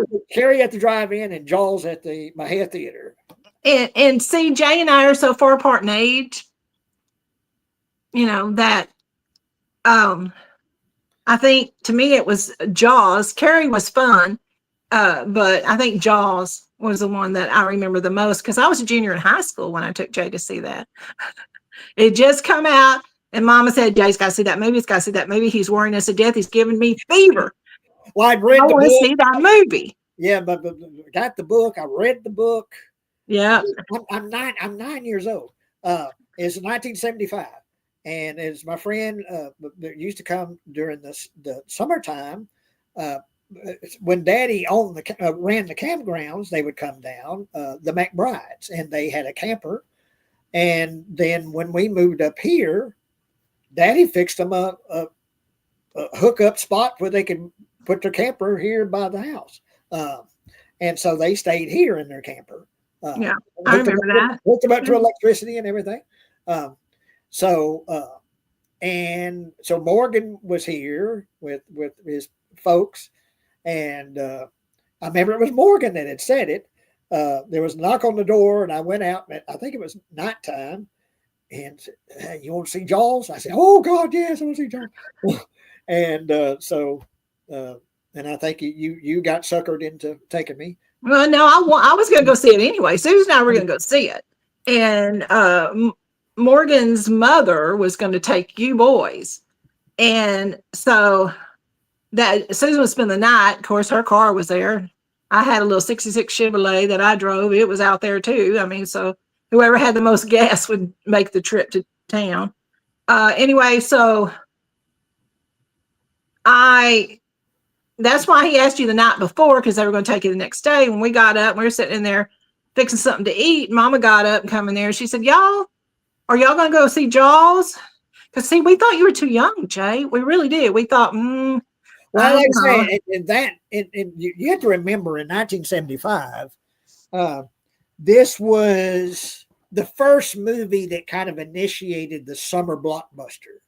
But there really wasn't such a thing before. There were movies there were movies that had talk about them, but Jaws was the first movie, was like, it's the movie you got to see. And I was going to Ross Elementary. I was in the 4th grade, and I was jealous because all the kids there at school, all of them had seen Jaws and telling me how great Jaws was and telling me the scenes that were happening and the kid that gets eaten up on the raft and all that.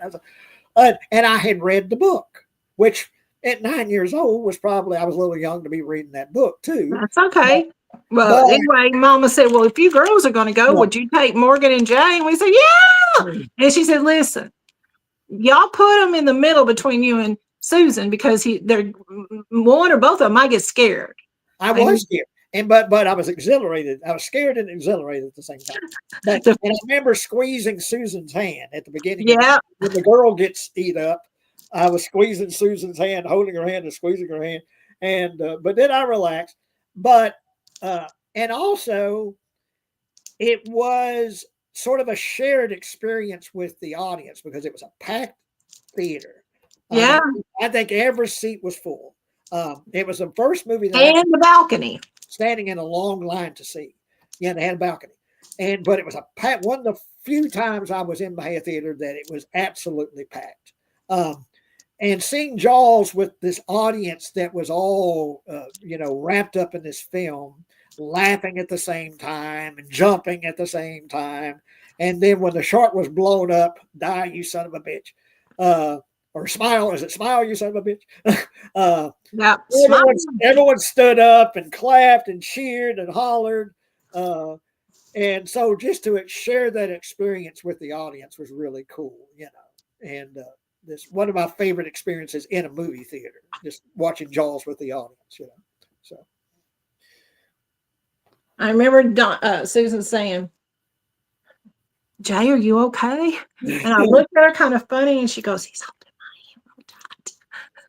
You I want was to go? at the beginning of it scared the hell out of me, but I eased up, and really Well, got. yeah, and I leaned over and I said, Jay, do you want to go? No, Oh, no, don't make me go. I said, no, no, what I was no, but yeah, it scared me, and hell, grew up here at Lake Mahead, and that's where I learned to swim.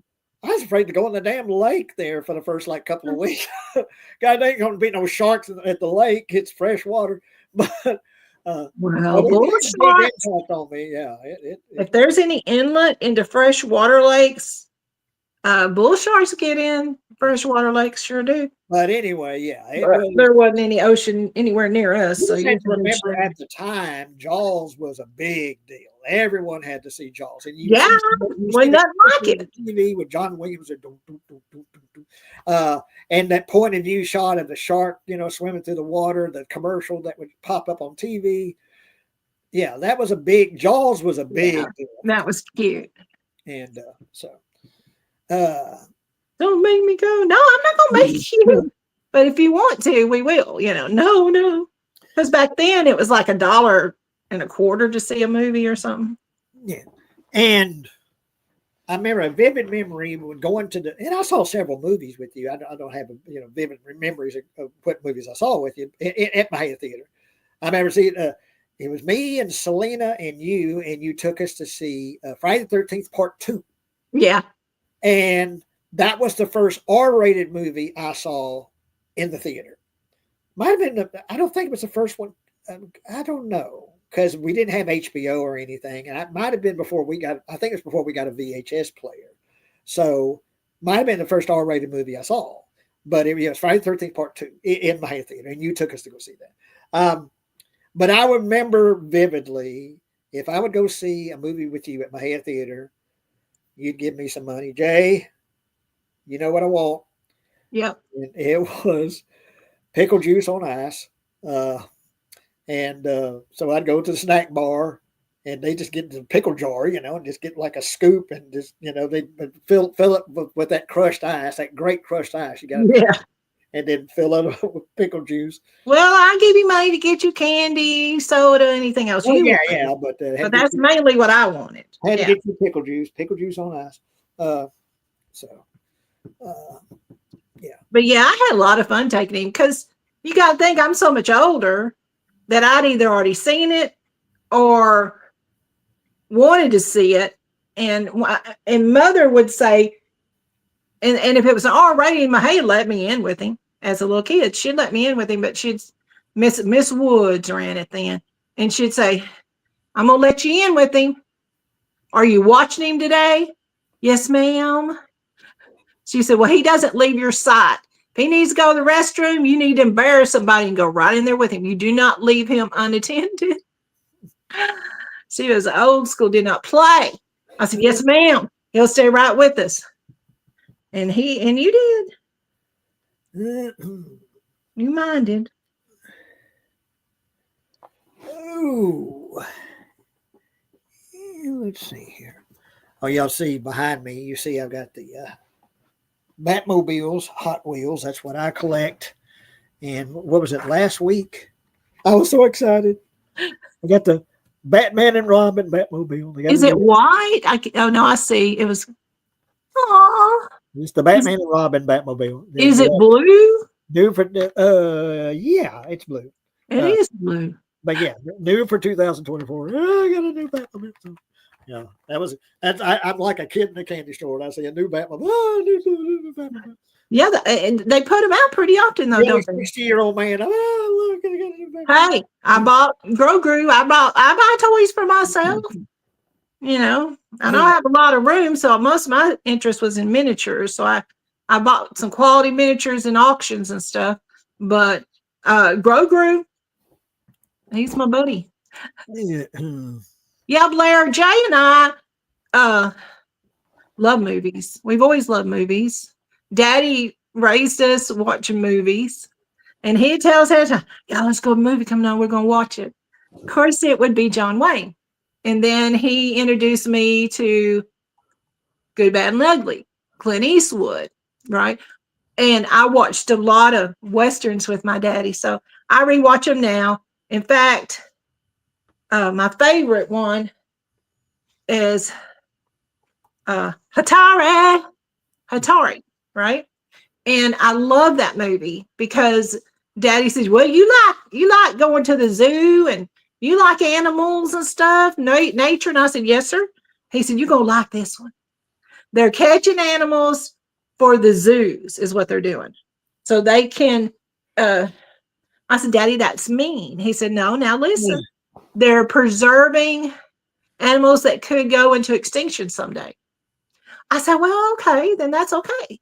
You know, Well, you know. and it was a Hattori and that song, Elephant Walk. Yeah, yeah.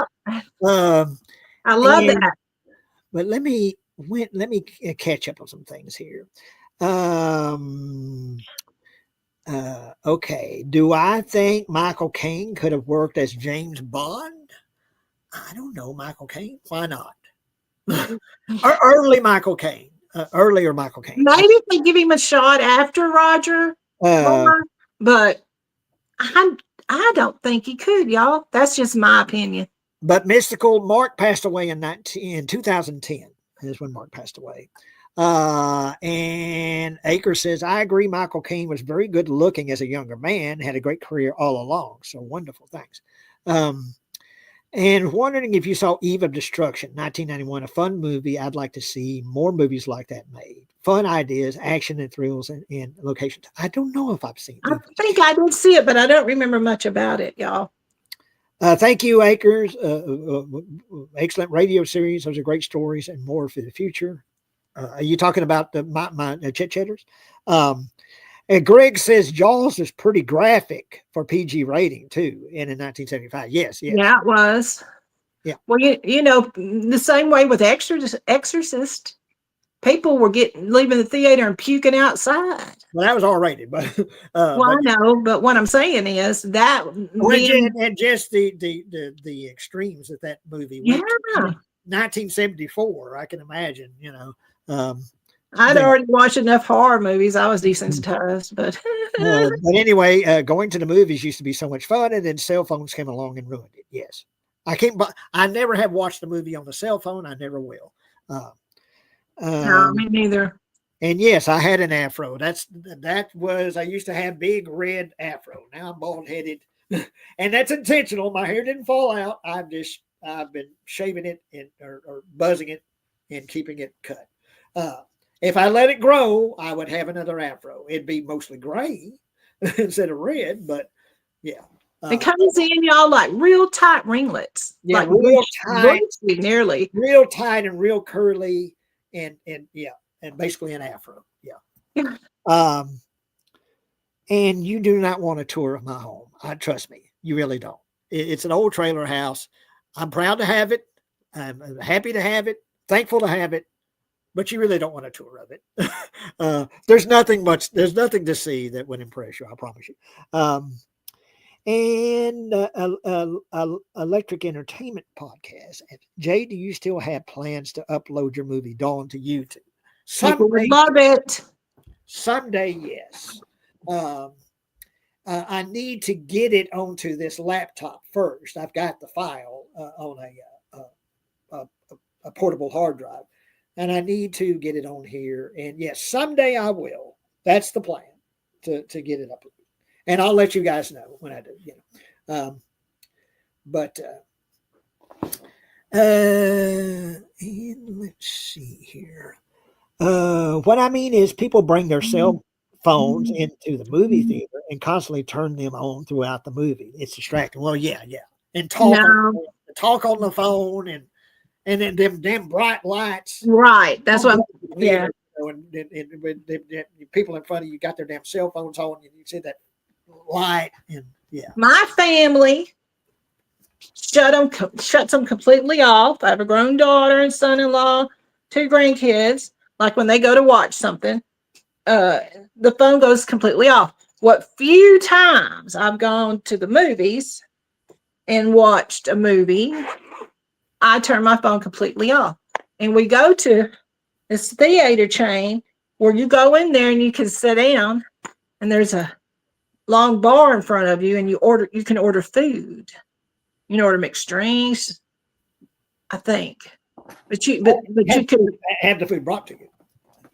yeah, and sit there and eat your burger or drink coffee with your dessert or whatever. So we make sure all of our phones are completely off. Why? Out of respect to other diners as well and other viewers, right? Where do you like to sit? Do you like to sit up front? Do you like to sit in the middle? You like to sit back? I'm usually third or fourth row because I'm nearsighted, so I need to get pretty close. Yeah. But yeah, I'm usually third or fourth row. I in the middle. I like to be as centered as centered as I can be. So yeah, third or fourth row in the center. Yeah. That's Alamo Draft House is a theater in Austin that I'm talking about. They got, branches in different areas around here, but that's primarily where I like to go, where I can eat. But I'm testing my blood right now. But anyway, and I'm second row. I'm a second roller.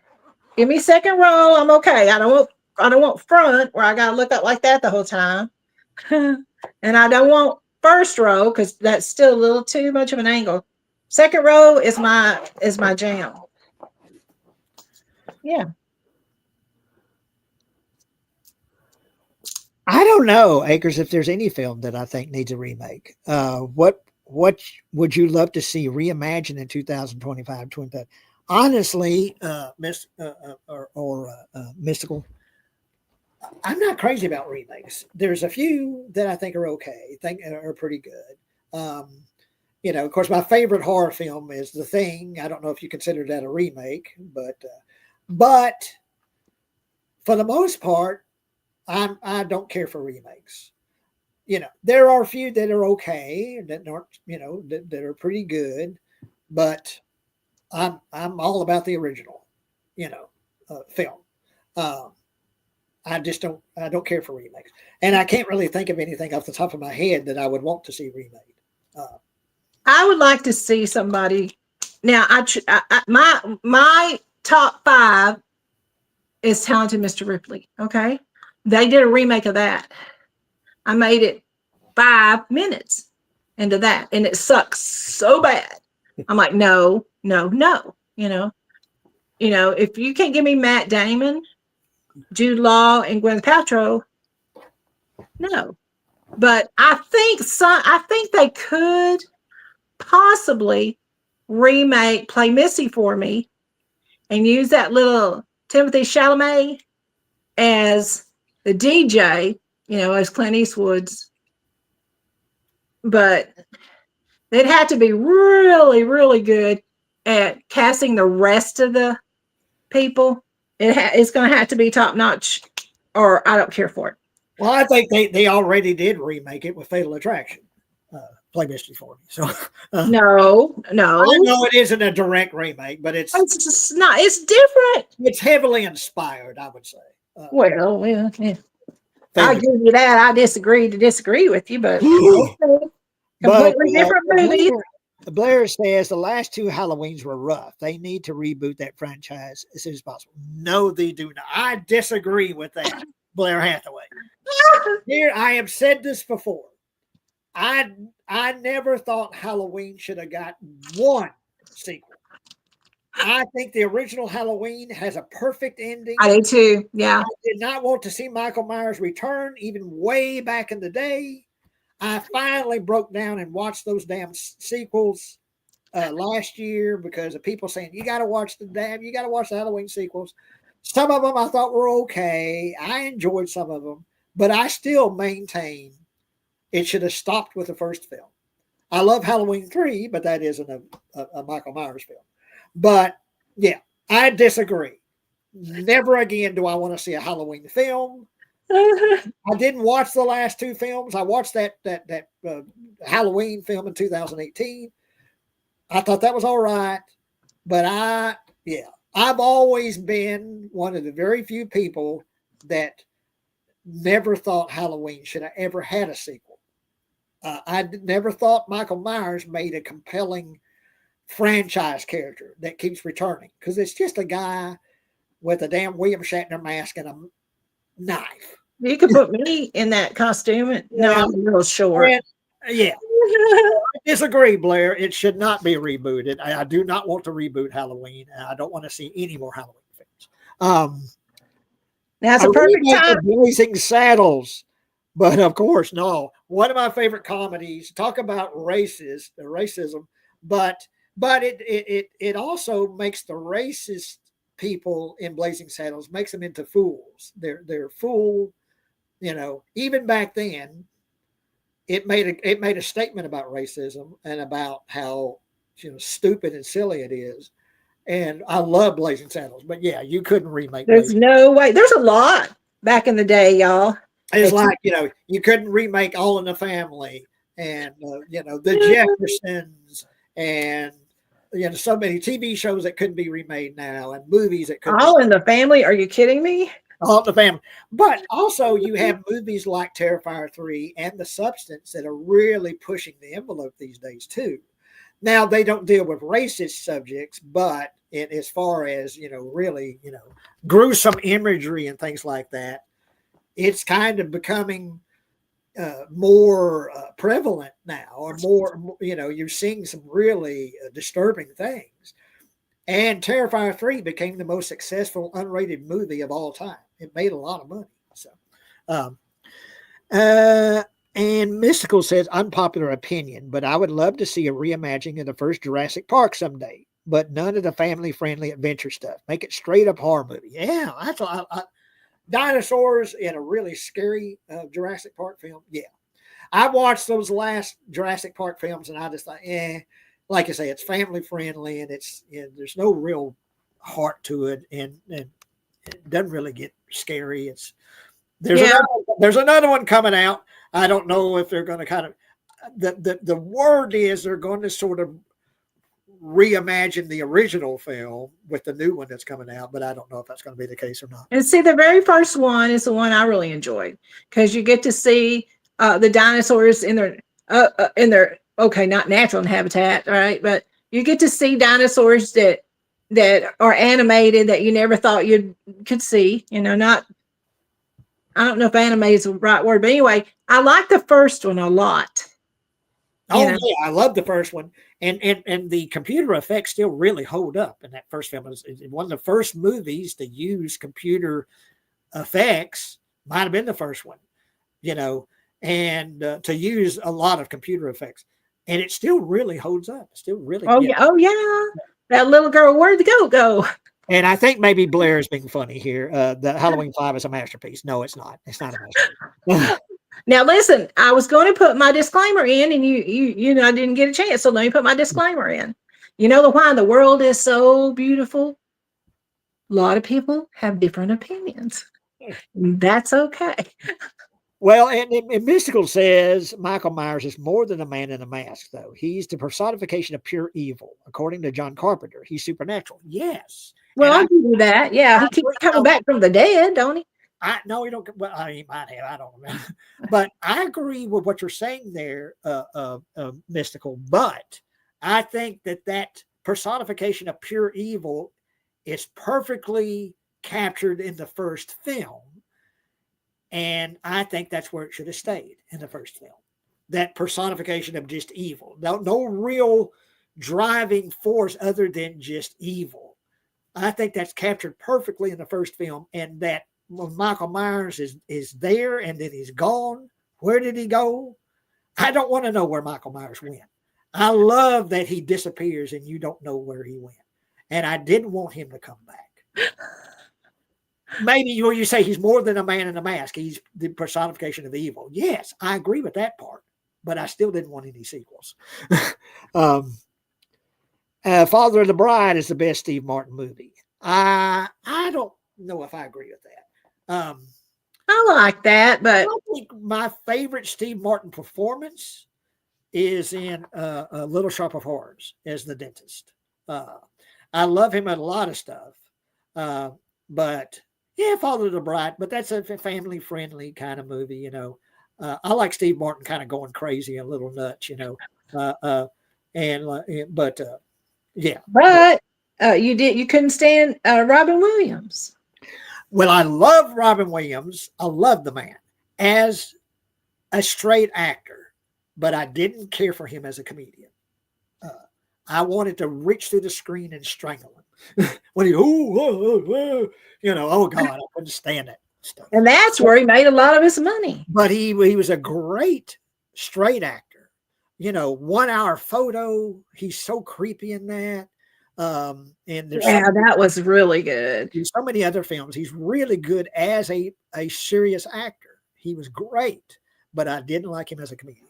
I liked Steve Martin. I liked The Jerk. Came out in 79. Yeah, The Jerk. Oh, yeah, The Jerk. Frank Egelhofer, best character ever. Who is that, Frank Egelhofer? Jay, let's hear your best Quint from Jaws impression, please. Let's see. Best Quint impression. I tell you, if I had it here, hang on just a minute. Entertain the people while I do something here. Okay, here's mine, Blair. Although I can't do the voice. Look, they're all going to die. They're these idiots are in these boats with guns. They're all going to die.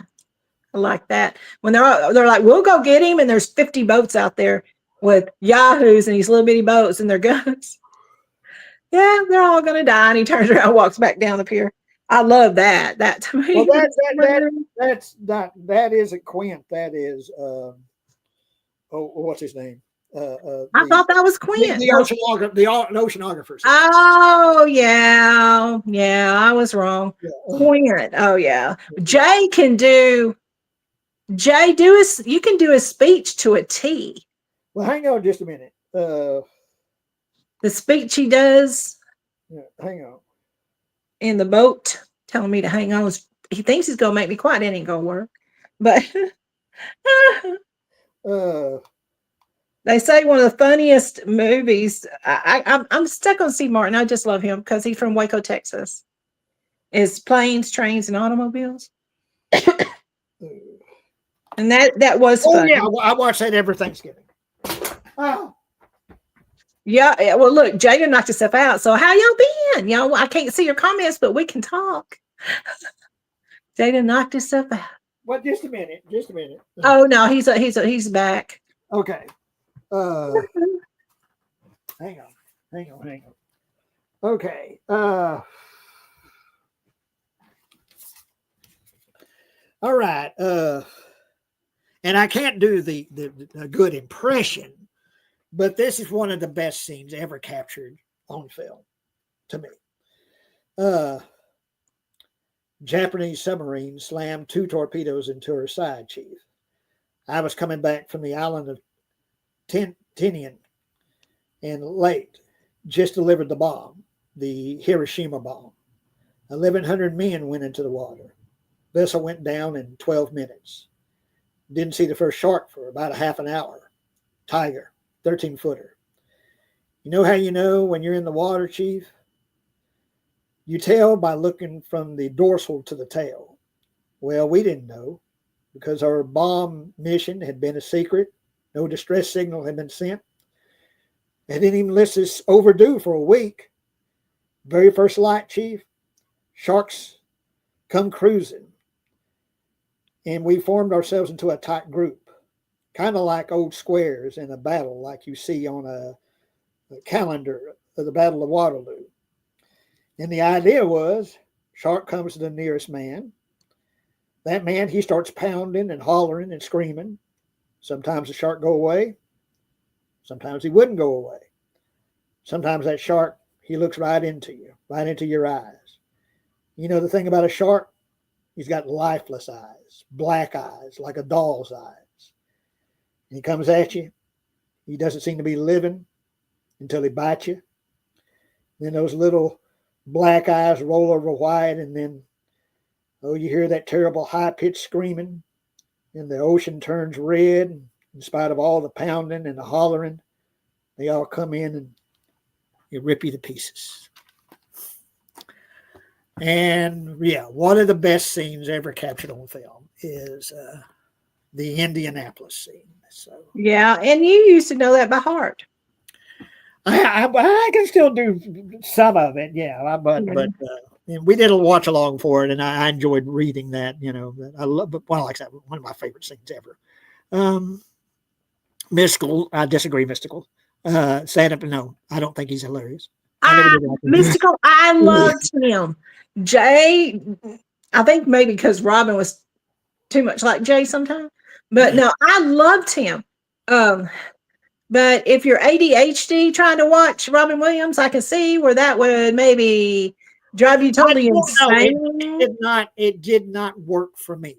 There's. Yeah, not everything does, you I know. understand how some people may find what he did funny. That kind of stream of consciousness, just yes, yes, yes, doing all the voices.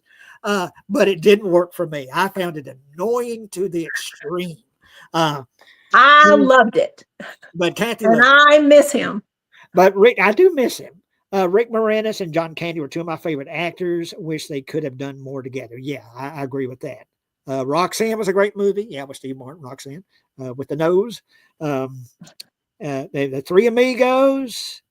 Um, I might have found the Bartholomew versus New screenplay as one of John Hughes' unmade screenplays. John Candy and Sylvester Stallone as feuding neighbors. I found the movie poster and screenplay. Man, I would like to have seen that. That reminds me of Burbs. And I can't remember a lot of Zelvius Lines mysticals, but and Blair says that was awesome, Jay. Thanks, man. I think that's the greatest monologue in cinema history. I agree. It Yeah. gives me chills even when Jay reads it. I mean, it really does. Thanks for the thanks for the fun live stream, Kathy and Jay Real. Pretend it is 1996. Steve Martin and Robin Williams want to make a movie together, and they ask you what kind of movie would you steer them towards. Well, it wouldn't be a comedy. uh, well, and having said that, now there are a few comedies with Robin Williams I like. Good Morning Vietnam, I think is good. Oh, I want to watch that again. It's been a Yeah. long time. There's some comedies he made that I like. I didn't like his stand-up stuff. That's what I'm talking about. Yeah, Jay couldn't stand it. I liked him as Popeye. I like Popeye. There's a lot of people that don't like Popeye. I really like Popeye. I thought he made a really good Popeye. Him and Shelley Duvall, of course, is Olive Oil. And Shelley Duvall was born to play Olive Oil. That woman came out of the womb to play Olive Oil. I'll tell you another one that Robin Williams did that I really enjoyed is Boulevard. If you haven't seen it, you need to see it. But yeah, there's some comedies with him I liked, and but it was the stand-up stuff. That stream of consciousness where he does all the voices and he's all frantic and that's the stuff I just didn't care for. But yeah.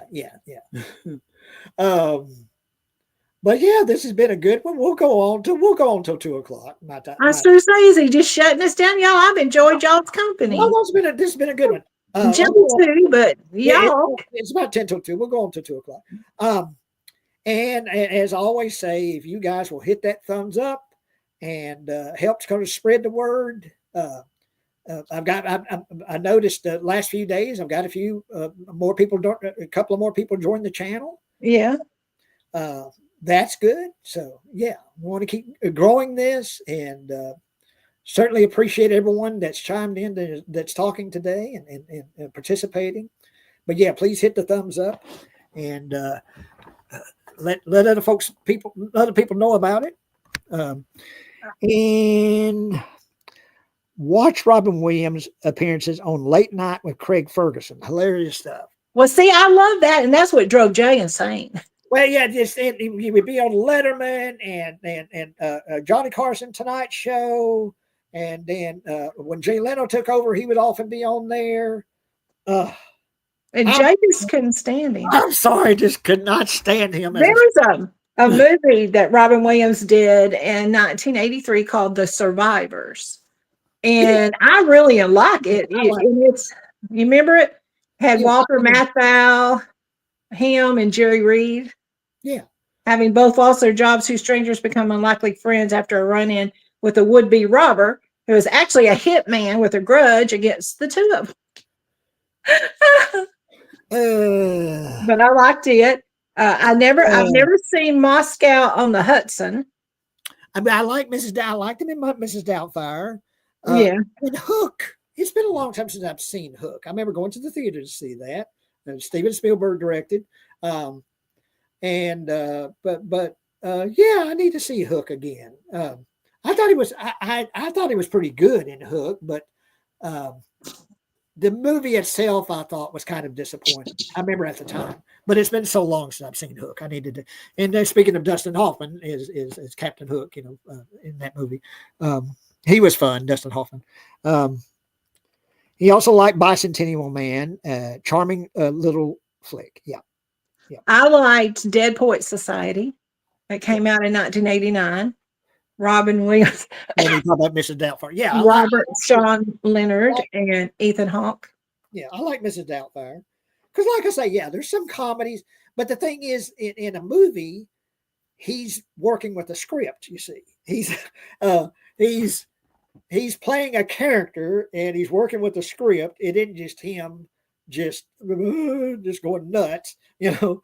A little sometimes he does go nuts, but I mean, he's actually working with the script and he's saying lines, uh, and I think so there's some good comedies with him that I like. one that really touched my heart and gave respect where respect needed to be in a group of folks that weren't really spoke about at the time was in 1996 when he did the Birdcage Yeah, with Nathan Lane and Gene Hackman and uh, Robin Williams. Oh, it was he played a straight actor, really, but a gay Cabernet owner and his drag queen companion agreed to put up a false straight front so that their son can introduce him to his fiance's right wing conservative parents. mhm. and And they think it's it's funny when they're learning. There's some scenes where they're trying to learn to be straight. yeah, And it's hilarious. is just trying to teach Nathan Lane how to talk, how to act, and how to be straight, and those some funny scenes. And poor Nathan Lane is just nothing but a barrel of nerves anyway. Yeah, But it was sweet because he has he gives Robin Williams gives Nathan Lane so much uh, confidence in being just who he is that it really means a lot to me to watch that. yeah. No, that's a fun movie. I went to the theater to see that. I forget with who, but I saw that in the theater. Yeah, that's a good one. Of Um, course it is. I wouldn't he talk about was that. great in Insomnia too. Yeah, Oh yeah. Insomnia gives you the chills. I like when a movie is written where it almost could be a documentary, you know? and like I say, 1 hour photo. I think he's at his creepiest in 1 hour photo. And that one is, if you haven't seen that, you need to look that up and watch 1 hour photo. Yeah. Yeah. Mentally unstable photo developer Yeah. targets upper class, middle class family. And it's sick and disturbing. Yeah, it is. Yeah. And he's really, really creepy in that one. Love him or hate him, Robin left behind an incredible body of work. He is sorely missed, yes. And terrible, he took his own life. Um, I think he was dealing with some health issues at the time. I don't know specifically what his issues were, but yeah. I also like The Final Cut, and that's the last one I'll talk about. It came out in 2004 with Mira Sorvino and Jim Caviezel. I can't know if I'm saying that right. Alan Hackman is a cutter, which is what Robin played, and it's set in a world with memory recording implants. And Robin plays Alan, someone with the power to final edit other people's recorded histories. His latest assignment is one that puts him in danger. It's good, y'all. It's really good. I don't think I've seen that, but The Final Cut. It's very well written. He's placed it's straight, you know what I mean, Jay? I tell you another one that I really like. Robin Williams in and Robert De Niro is Awakenings. Oh, Uh, yeah, I saw that on my list. Awakenings. De Niro plays this. He's a man that's got this some sort of neurological disorder that he can't move, he can't talk. He's and Robin Williams plays this doctor that develops a serum that brings him out of his catatonic state where he can talk, he can um, and uh, but anyway, it's based on a real doctor. I forget what the doctor's name is, but that's a real good movie. Penny Marshall directed it. Um, Awakenings, yeah, and really good performances by Robert De Niro and Robin Williams. Uh, there's been a lot of false news around Robin's death. He suffered from depression, yes, but he took his own life because he had been recently diagnosed with an incurable brain deterioration disease. Huh, I didn't know that. I didn't know that either. That's sad. Congratulations on great monologue. What my Indianapolis thing is that? No, he's really good, Akers. Jay acted. He's an actor, writer, director, filmmaker, Yeah. and I brag on him, and he's like, "Shut up," but I ain't going to. But his doctor told him that he'd basically be a vegetable within 3 to 5 years, and Robin didn't want to lose the very thing that made him so special: his quick wit and sense of humor. Yeah, I think people. I think elective termination of your life should be a personal thing. Shouldn't be against the law. Should be. In some states, it's not. Right? well, back in the day, there was Dr. Kevorkian. Yeah, we liked him. And what he would do is he would meet with folks that had like terminal cancer or whatever, a terminal disease, and he would hook them up to a IV and inject them with this serum or whatever that would slowly put them to sleep and slowly. It was like putting a dog to sleep, or like when you go to take your dog and have your dog put down, or an animal, put them to sleep, so to speak.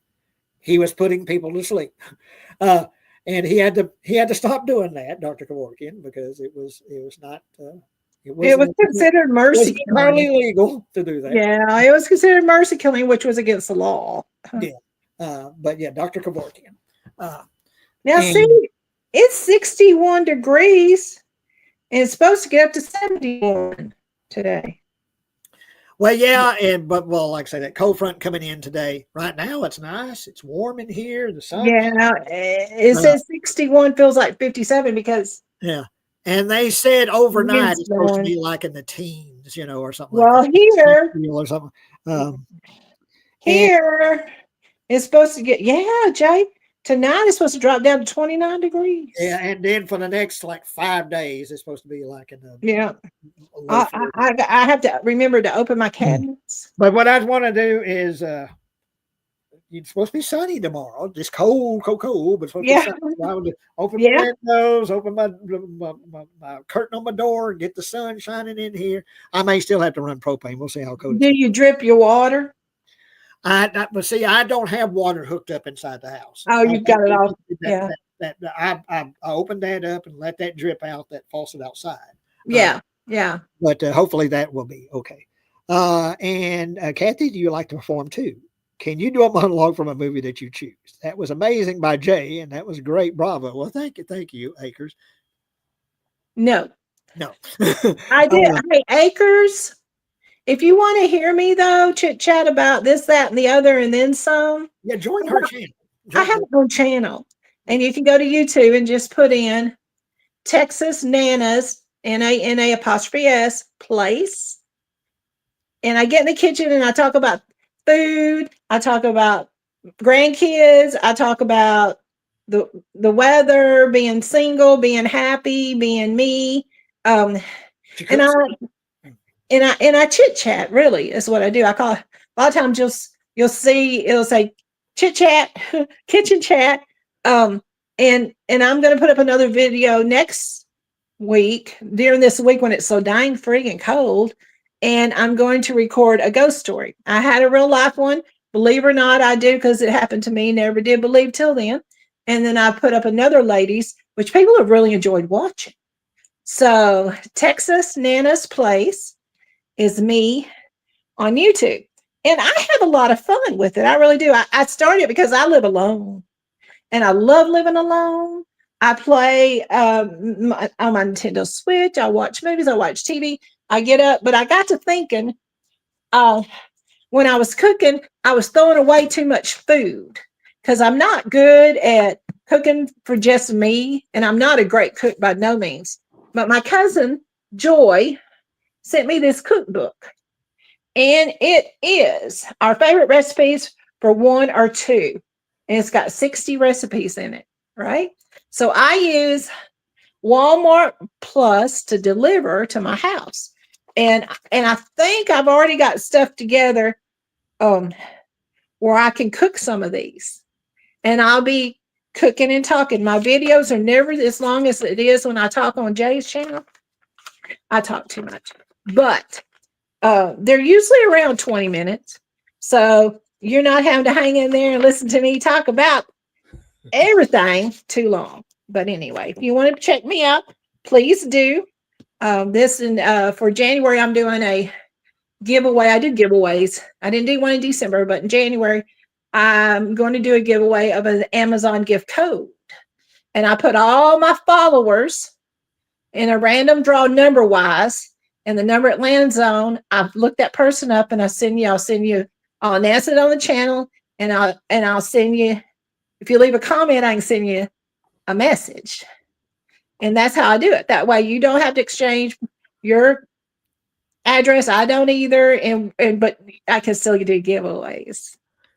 Well, yeah, and so go and join Kathy's channel, Texas Nana's Place. And let me catch up here. The topic of suicide gets into strong religious beliefs and convictions. That's why I gave up trying to convince others of my views on it. Haha.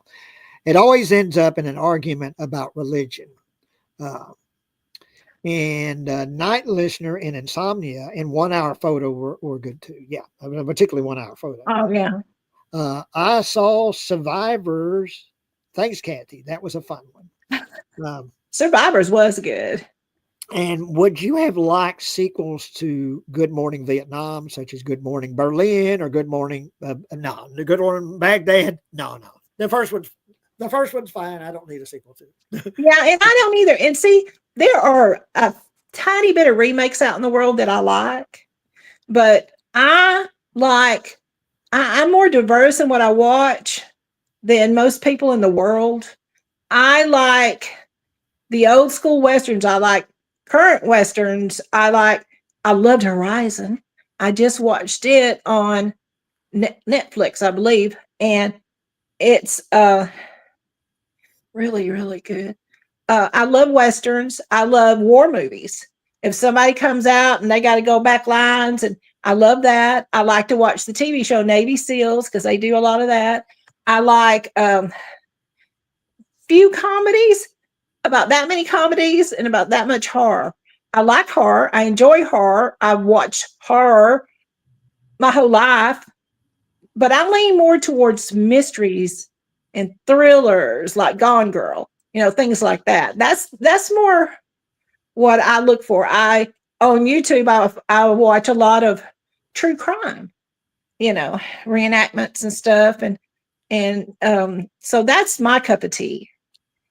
And yes, Mystical, I love No Country for Old Men. Yes, me too. I really enjoyed that.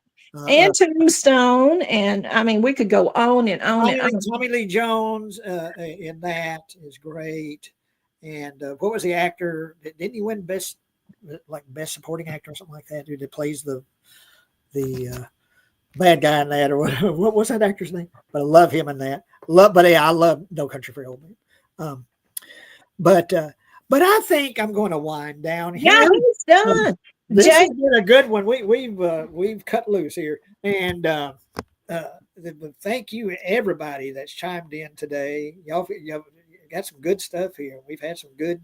Yeah, and I hope I didn't go too far explaining that I'm Jay's sister, but most people know it, and people that don't know it wonder why he's got that old lady on there. Now, you Well, know. like I say, it's if it was just me, this would be an hour show tops, and we got through 2 hours real fast, so real quick. Well, I am not much for doing night shows. So, if you ever want to do, hi, Greg, that was sweet. If you ever want to do, if you ever want to be on screen with Jay, just giving your opinion of movies or whatever he likes watching. Long as I don't see the point in them. Final cut, yep. But anyway, if you ever want to do this, just banter back. That's all I'm doing is banter back and forth with my brother. I get by with a whole lot by telling every now and then, though, by saying, that ain't right. You're not right. I don't. In other words, I can disagree with him, right? And you can too. So let him know he likes to do a night one every now and then. And I did. The night shows, like the midday shows, like now, which Yeah. is pretty much just an open forum to just talk about anything. Yeah. The night shows, I kind of like to have a subject. Whether talking about a specific kind of movie or director or something like that. I usually on the night shows like to have a subject that's, stick to a subject. I will talk about anything, anytime, but the night shows, I try to have kind of a theme for the night show. Yeah. And it keeps you on a good path, Jay, because you do that, But the midday shows like now, this is just open forum, and just like what we done today, just talk about anything and everything. And so thank you guys, everybody that's chimed in today. And please keep it up, keep tuning in, and hit that thumbs up. Yeah, if you'll please give him a thumbs up, and you share, people that you think might be interested, share his thing. It helps him get on it makes him show up on the algorithm to other people when y'all share our channels, and we appreciate that. And join Kathy's channel, Texas Nana's Place. Yes, Nana with apostrophe S Place. And like I said, the next few days, while it's so dang cold, I'm gonna be dropping at least two videos. One's gonna be a ghost story that I've been sitting on for a while. Honestly, they kind of take a toll on me, because I have to kind of work myself up to sharing it. But I've got my ducks in a row, and I'm able to share it now. And I want to go ahead and get it out so other people can handle it the way they want to handle it. But anyway, I appreciate you having me, Jay. Oh, yeah. Well, we'll do this again soon. And thank you once again, everybody that's chimed in today, and keep it up. And we will see y'all soon. Y'all stay warm and stay happy. And I will see y'all soon. Bye-bye.